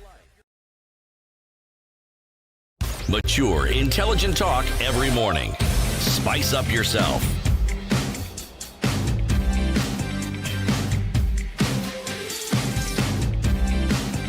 Okay, 22 minutes after 9. We want to hear from you, 0719-012-600. Do you agree with the former CJ Maraga that there are grounds to impeach the president because, according to Maraga, he has disregarded the Constitution? And so, what are these instances? For example, he says, disregard of court orders by the executive would be grounds for the president's impeachment in any functioning state. If it was in other parts of the world, this would be a conversation to be had. Court orders... You know, there's impeachment as it's understood within our constitution and the interpretation of it by the legal fraternity. Yep. And there is the understanding of impeachment, especially when it is targeted, when it targets a high-ranking political individual. Yeah. Because what seems to be the understanding and why it's in my mind, it's often greeted with a lot of negativity. It's like someone is taking something that belongs to you. Someone is taking it away. Yeah. And there's also the understanding that when someone is in a position of authority, they should be allowed to get away with certain things. It isn't written, but it's expected. But see, he's the leader. Yeah. Meaning, because they are the leader, it is okay. And that okay means even when it appears that they're breaking the law, it is okay. If you then bring, for instance, the impeachment discussion, talking about the impeachment discussion against the deputy president. By the way, ODM has given it distance. Huh? Oh yes, the Secretary General of ODM, Mr. Edwin Sifuna, has categorically stated that ODM is not participating in that impeachment process of the deputy president. No, categorically they are not participating in it. Okay. And in fact, he's gone further. He's even quoted as saying that ANC is grandstanding and seeking attention. So, quoting him further, ANC cannot even impeach the governor of Vihiga. How on earth do they expect? I am merely stating what he has said. Sifuna is playing lawyer politics. Let's hear from Mila Menga. Mila, good morning. Good morning, Latif. How are you, Mila? Welcome to the Situation Room. Thank you very much for calling. How is Siaya today? Siaya is fine. We had the drizzles yesterday, and the weather is pretty well. Yeah, right. Good. I wanted to say something about what the CJ said yesterday. He was contradicting himself because the same parliament that he proposes to to impeach the president, he gave the president the authority to dissolve the same parliament. Mm-hmm. So the law it's like hitting ourselves, taking a bullet and hitting your toe.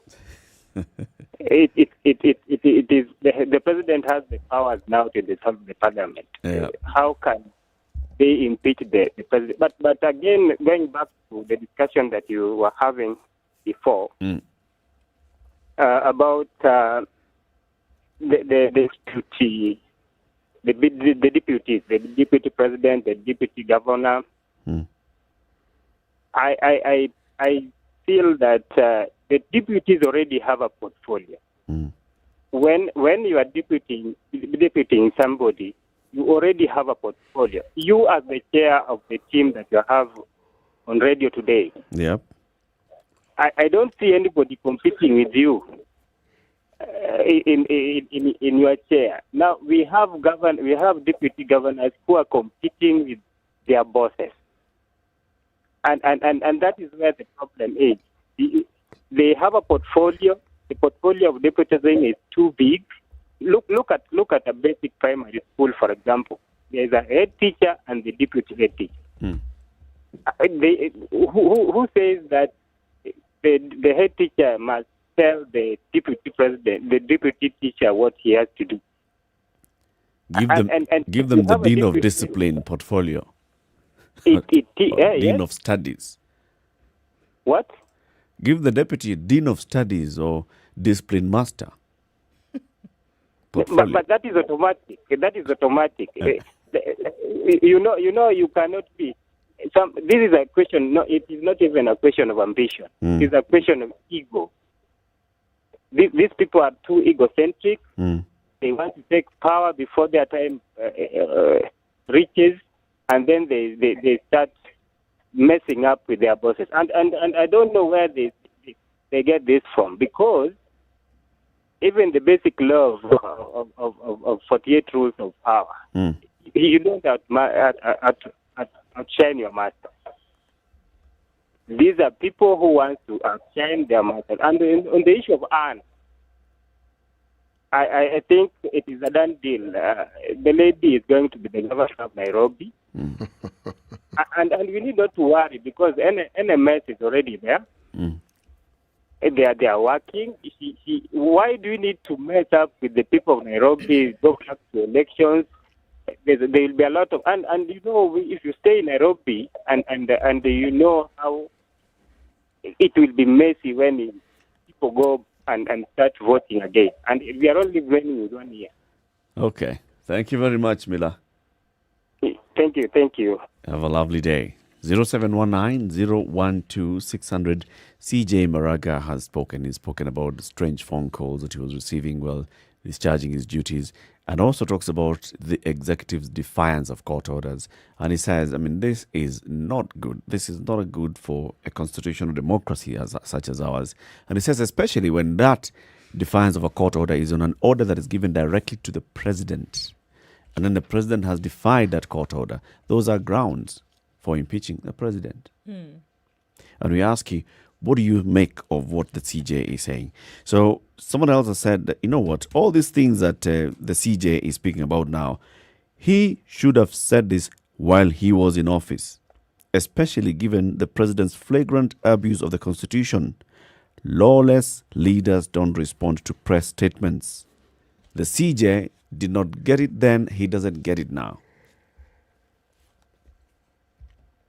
Doesn't get it. I don't know. So he's saying, basically what Brian is saying on his comment here, he's saying, why did Maraga wait until he left office to go to Karen to start talking about this? No, I think he was vocal even while in office, that he said this not once, not twice. He said it directly. He said it through other people. He said it in terms of that alone. Though the words that there are grounds for impeachment may not have come out until yesterday, saying that yes, he should be impeached. But in terms of the ignoring of court orders. The direct use of the word impeachment never came out. That's for sure. But it was very clear what he's saying, that you are disregarding the Constitution. Yes. And he actually addressed the president directly. You, Mr. President, you are disregarding the Constitution. He did. On this very, very emotive matter of the appointment of the 41 judges, the immediate former Chief Justice spoke very, very candidly and addressed directly, as we say, the president. It's not something that he's coming out to say it now. Yeah. No. So let me ask you then. Just like you said, there are some things that you can do while in office and there are those that you can do when you are out in office. Yes. Would it have been proper for a sitting Chief Justice to say, I call for the impeachment of a president? I don't know of any way it has been done. Because the cases of impeachment are brought to you. What would it mean about about the office of the Chief Justice when the holder of that office expresses opinion directly and says, I think we should impeach the president? But is it, or even the Speaker of the National Assembly, where impeachment is held, if the Speaker himself was so pissed off with the president that he should have said, we should impeach the president. Look. Is that proper? Processes that involve the law go to our courts for arbitration. So, even if you think that is what ought to be done, surely is it your place to state that this is what we should do? There are other people whose job it is to say such things. You wait for the cases to come to you, and then you look at the merits of the demerits of it, and then you make your pronouncement. Now, remember, if you talk about the Supreme Court, it isn't that Justice Maraga sits somewhere and decides. There are other people who help him decide. There are other people who help him make these decisions. So, I don't think it's his position. It's his position. Not really. Let's go to the lines. Mohammed Din Mokijembe. Good morning, Mohammed. Thank you, sir. Blissful morning to you all. To you too, sir. Thank you, madam. I will start with madam. Yesterday, when she was talking or contributing in the conversation, she mentioned something which eats humanity. I'm just referring of yesterday's talk and today's talk. Now, as you gave me a name or nickname of a preacher of moral values, I hope you allow me to talk more and more elaborately on this moral value issue. Please go ahead, sir. So there is this issue naitwa integrity, honesty, apathy, greed, selfishness, over-ambitious, accountability. Alafu Eric ndugu yangu anatumia neno good manners. He doesn't want to use the word lack of moral values. I've used those actually. It is the same thing, but when he mentioned moral values, one may quote Muhammad. Na hataki hiyo, ikawa anazuguka, analeta good manners. Muhammad, we're giving you airtime. You should be happy. Thank you, sir. Thank you. I really appreciate that. Alafu, Mahatma Gandhi alisema, in this planet Earth, there is enough for everyone's need, but not enough for everyone's greed. Na hii shida yote tunapata kwa ulimwengu ni hiyo kitu inaitwa greed. Hakuna ile nini apathy ya kuwa mimi huyu ankosa nitamsaidia. Mshaona? Alafu na hii talk yangu nitakuwa consistent paka pengine mnanicut off au hamtonipa hiyo airtime kama alivyosema mwalimu. That day will not come, Mohammed. We will continue giving you airtime because you have something valuable to say. Because this is it has to be consistent. Without that, even the child who is taken to school, they daily taught ABCD mpaka wanatungiwa nyimbo ya ABCD ili washike. Na sisi pia hii mazungumzo ya moral value tutaongea kila siku, mchana usiku tutaongea, watu waelewe, wakubali, wasikubali. Hiyo ndio njia suluhisho ya kuavoid humanity kuwa eaten, kukuliwa. Tumalizika. Maanake kama kwa mfano AIDS ilikuwa inakula watu, corona sasa inakula watu, lakini kitu ambayo inakula watu zaidi ya yote hayo ni hiyo lack of moral values. Vita, watu wanapigana, greed, kila mmoja ataka yeye, hamtaki mwenzake.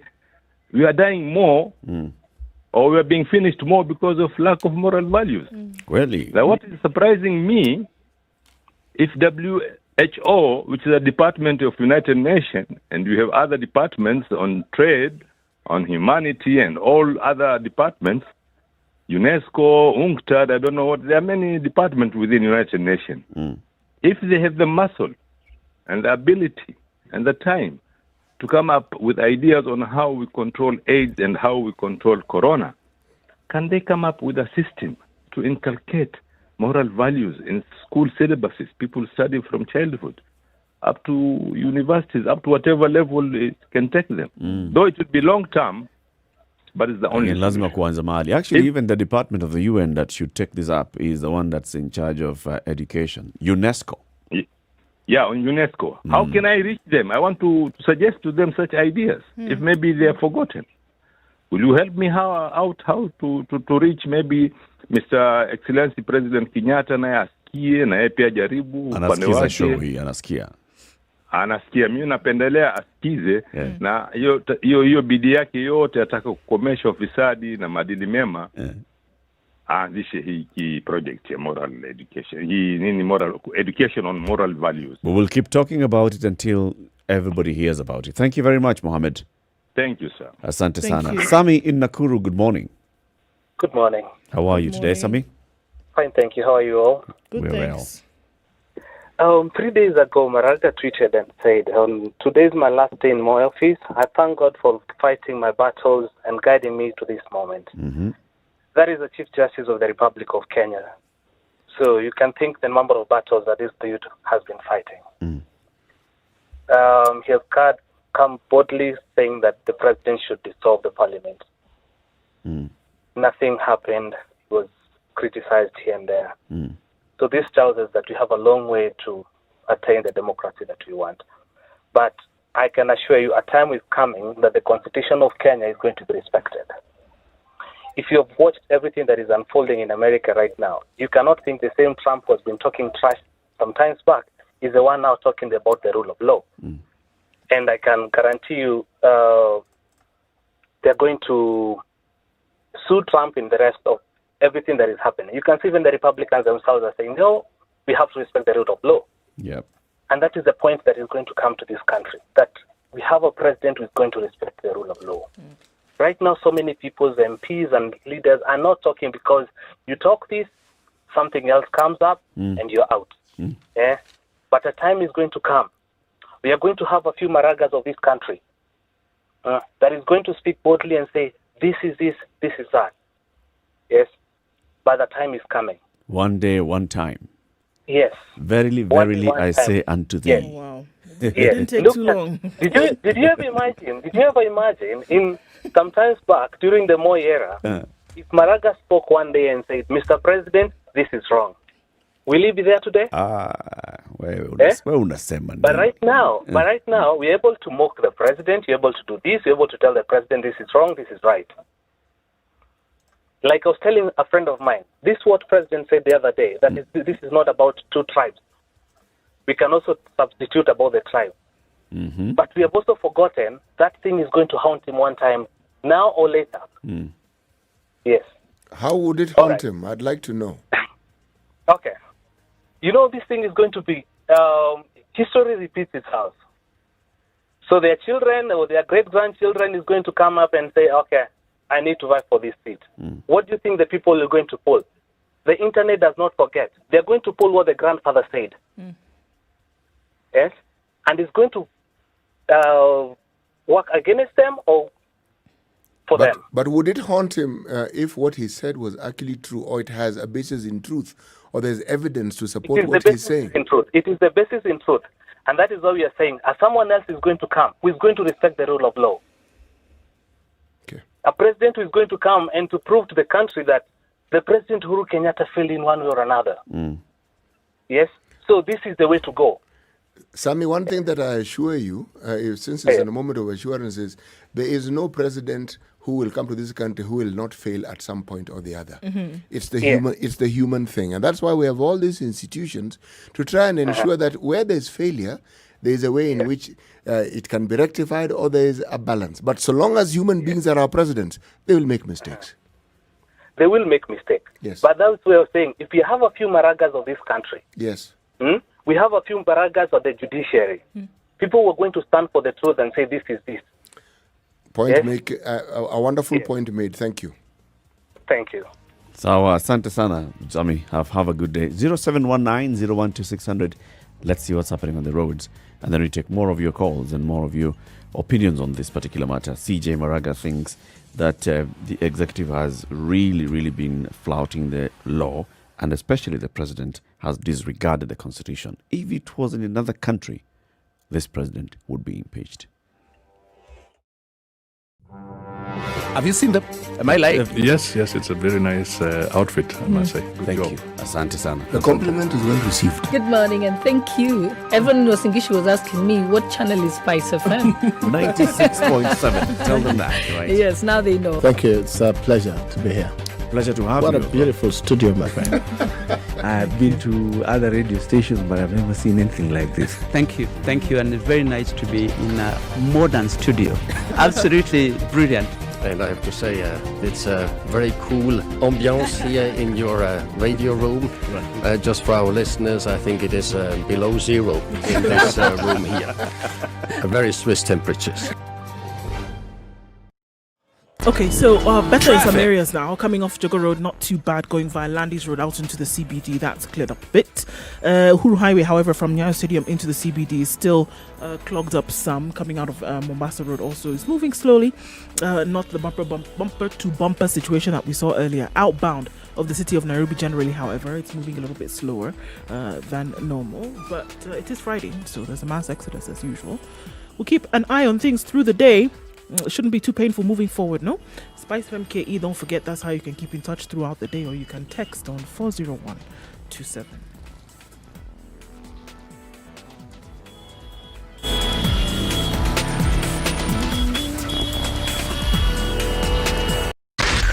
Spice FM, Nakuru. Mature, intelligent talk every morning. Spice up yourself.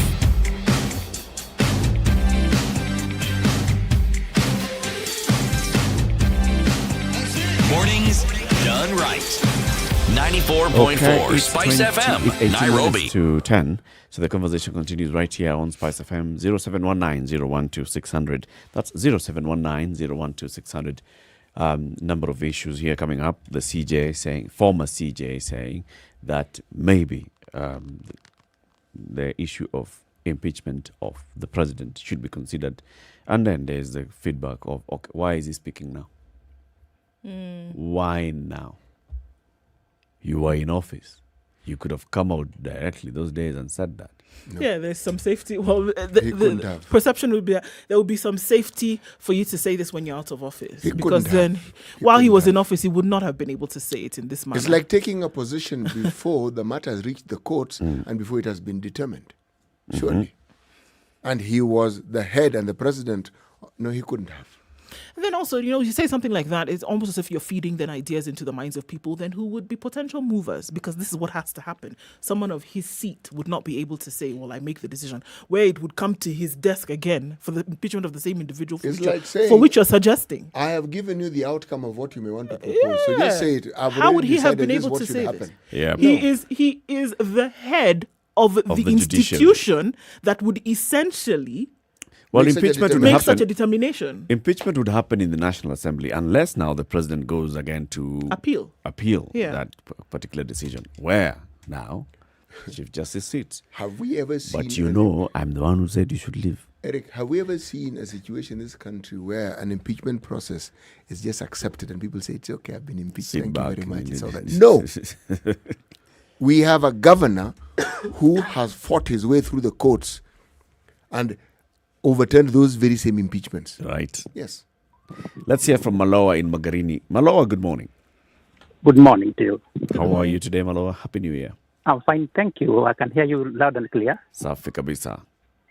Thank you. You know one thing, the government that took after 2017 was a bit... Sorry, we didn't hear you that. I say it was a challenge. Okay. On court. Before Uhuru, the current president, was sworn in, remember, election has been petitioned. And there was another ruling. Yep. That re-election was to be held. Mm-hmm. The president saw that the judicial system will be retrenched. Mm-hmm. I think our best friend, CJ, actually couldn't win this war. So even now, if he's speaking from the lost battle. That is my opinion. Thank you. So it's a lost battle already. It is a lost battle.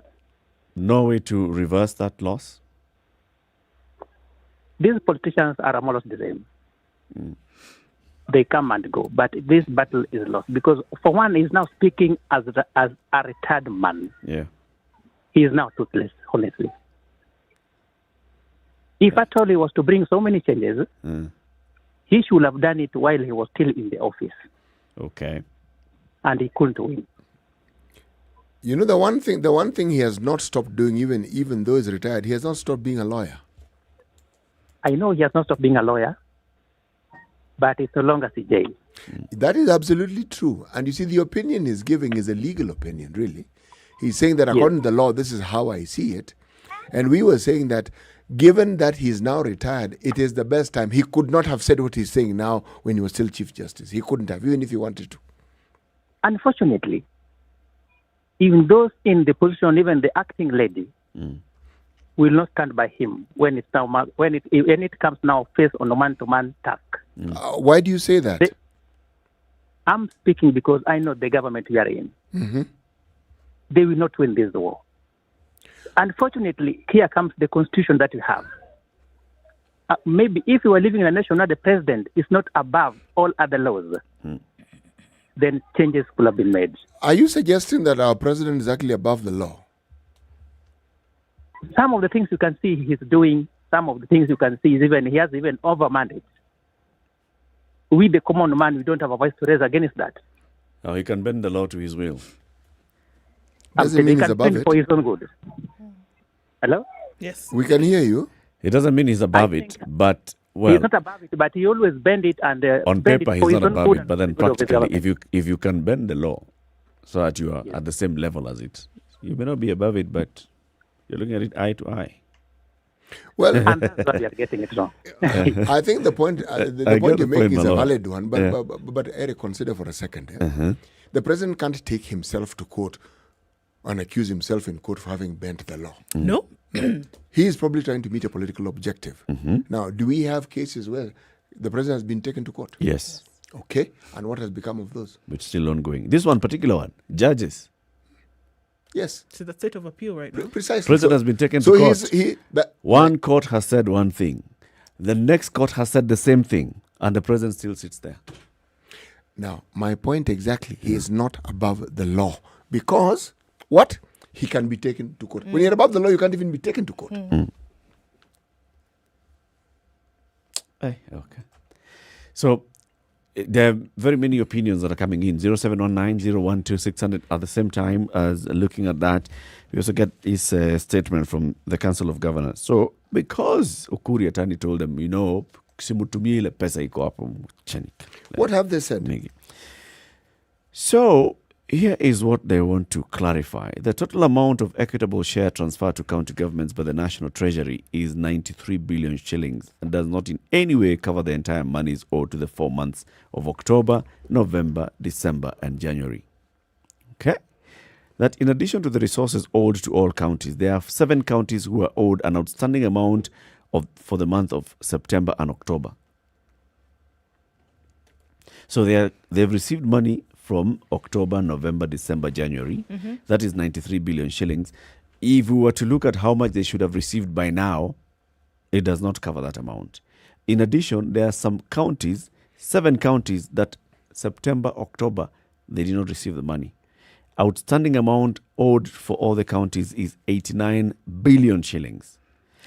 Following the amounts released now, all 47 governments will still have to wait for their county allocation for November, December, and January. So essentially what the CS says... This balance that the county cabinet secretary is referring to in his statement, where he's saying, we have looked at the bank statement, by the way, there's still money there that these guys have not used. So Oparanya, the chairman of the county of governors, the council of governors, is saying, these are monies already committed for ongoing and unfinished projects within the counties that are at different stages of completion. Once the projects are completed, all these 34.6 billion shillings will be paid out. So it's already committed. The only reason it has not been drawn out is because this person invoice, payout. But it's committed. So just don't even count like the money is there. He says there's therefore no idle money lying in the county revenue fund accounts at the central bank because all these are monies already committed.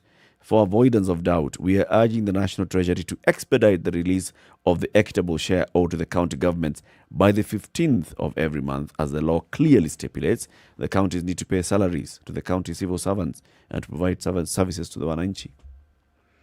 So it would appear that the CS was basically saying, look, we see that there's still money there. Before you ask for more, use what is there. But the truth of the matter is, it isn't more. It isn't more. This is what is owed. It's not money that's going from January to April, for example. This is what was owed already.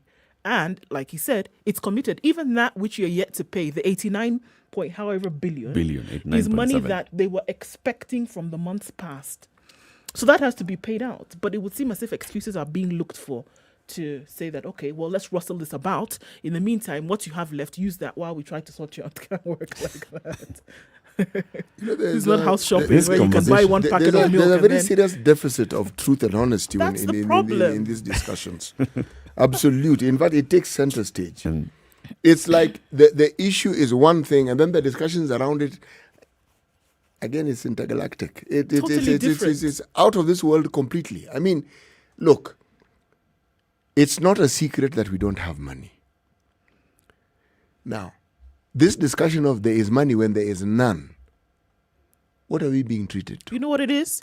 This is the emperor and his clothes all over again. You can see the emperor is naked. Everybody can see that he's naked. But now you want them to come and tell you, or you want to be, what is it? We can just come out and lay it bare. But we're gonna couch it in something else. We're going to couch it in taking responsibility and saying, okay, well, you've received it's some. Like you work with that. Then we'll bring the... Actually, that's not even what they're saying. It's like almost, why are you complaining and that this money you haven't used? You've not used it. How do you... Why don't you use all the money? Use it all, and then we'll give you the rest. Yes. Before you come and ask for more. In so doing, you've negated. The discussion of the money that you haven't received is negated. Yes. You push aside completely. No, yeah. So that's not the discussion. Shift why attention. are you not using what is available before you start complaining? Well, you've not even talked about the reason as to why. You've not given them their whole allocation. No. And it was budgeted for. It was budgeted for and that approved. one you sidestep completely. And these are games. It's what you're saying, a deficit and honesty. Yes. Time for a quick break at 7:10. We'll be back. This is the Situation Room, the only way to start your day. Spice up your life. Sugar and spice and everything nice, just the way you like it. The Spice Drive. Did you have a great day? I hope you did. I intend to make it better from 3 p.m. to 7 p.m. I'm going to be taking you home nice and chill. Everyone is welcome aboard. The hashtag is Spice Drive and, of course, Spice FMKE on Facebook, Instagram, and Twitter. The Spice Drive with Monique. The official soundtrack of getting you where you need to be.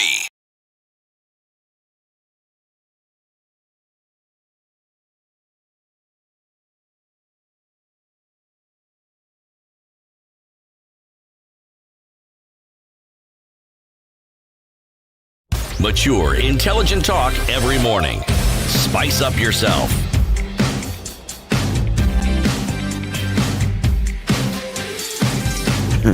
So this dance, by the way, between the National Treasury and the governors, we need to get to a point where I think when is the next National Prayer Day? The next National Prayer Day should just be about honesty. Mr. President, sit here. Speak your truth. Just speak the truth. Tell us. Okay, move. Deputy President, sit. Now you tell us. Just speak. This point, for us to heal as a country, forget BBI. Can we just get to a point where we agree to speak the truth? One to the other. Yes. Tuambiane ukweli. Lay everything bare. We don't have money, fine. We are not raising enough, fine. This is what we are doing. Can you just put it out there and say, this is it? This game of back and forth between the national government, the counties, we did not receive. You know what? The truth is we have not received from October. There are people who are not receiving a salary. And they cannot go now to their landlord and say, you know. The CS said. The CS. And the same workers who now go to the county government and say, can you pay us our salary? But we paid you in June. What's the problem? We paid you in June. That's enough money. Look at how much we pay you every month. Oh, we have a calculator there. Look, this person, when we hire them, this is how much they are paid. This is how much they end up taking home. When is the last time we paid them? We pay them. When is the last time we paid them? We pay them. This thing of human beings not answer. When somebody is guilty, they never answer the question you ask them. They will go around. Now here is Pastor Latif coming in. Let me pick an example. Adam and Eve, first human beings on earth. Adam and Eve. So this one day, Adam is out there perambulating in the garden, doing the job that God has given him. Maybe he's naming animals and plants. So maybe he just, this is the day. Why don't you just tell us the whole story and start? Here is Adam doing what you just described, walking stark naked. Yes, stark naked. And then he comes across this particular reptile. Decides, I'm going to call you a lizard. Another one comes, Burukenge. Guy becomes hungry, goes back home now to Eve. Finds Eve has done what she has done. Eve tells him, even you do this thing. So they both do. God, in his laps, coming to find out now the progress of naming of animals, comes and finds, I can't see these people. Adam, Eve. He calls out, Adam, where are you? Simple, direct question with simple answer. Here I am. What does Adam say? I am naked. Not the question you've been asked. Human being, number one. At the point where he's then asked, why did you decide to eat this fruit of this tree? Why? Instead of saying, you know what, I found Eve eating it and it looked beautiful and I wanted to have a bite. This woman whom you gave me. He answers, it is this woman who you gave me. Yes. It's your fault. Essentially, Adam introduces the concept of the bus. Yeah. Scapegoat. Just throws people down there. This now has gone on over all these centuries. We are here where we are now. County governments are telling their workers, we can't pay you because of national government. National government is saying, we can't pay you because you have not collected money. And anyway, we're giving you money. Round and round. Human beings. It is this woman that you gave me. Bin Adam, it's this woman that you gave me. I am naked. Daddy. Where are you? I am naked. Who asked you? And the eating of the fruit becomes a secondary issue. Yeah. It is this woman whom you gave me. So really the fault is yours. Yeah. I was doing okay. I was naming Burukenge. Yes. And then you decided. And then you decided to bring a woman here. And now look. And you decided I was lonely. Did I tell you I was lonely? Top of the hour. Let's talk about today's proverb. A boat does not know who the leader is. When it turns, everyone gets wet. When you start doing this thing, all of us are in this boat together. Very true. You've got it. You just need to ask yourself what sort of boat you're talking about. Whether it's at a county level, whether it's at a national level, whether it's at a ward level, whether it's at a domestic level. There are certain decisions that you make when you're in that boat. And unfortunately, if it's going forward, you will all go forward. But if something happens to that boat, it'll affect all of you. Us. Nyinyi wote. Yes. All of you. Hey. All right. Thank you very much for tuning into the Situation Room this week. 6 a.m. to 10 a.m. every weekday morning. We'll be back on Monday to have more conversations. So let's see, will Ankananu Mwenda become the new governor by Monday? Will we have that? We'll also be trying to get out a conversation with the IEBC. What are they doing? Are they they're at Bomas? They're at Bomas. Bomas there's no power at Bomas. So Junaid Mohammed says these guys are sabotaging. They say no, it's not us. It is this Bomas. Bomas didn't provide power. Okay. Oh, yeah. So whatever you do this weekend, remember, always look for who you can blame for the problems that you're having. Wow, Reverend Eric. Yes. Is that the way you want to That is the lesson for the week. Find out your woman or the snake or whatever, but never take responsibility.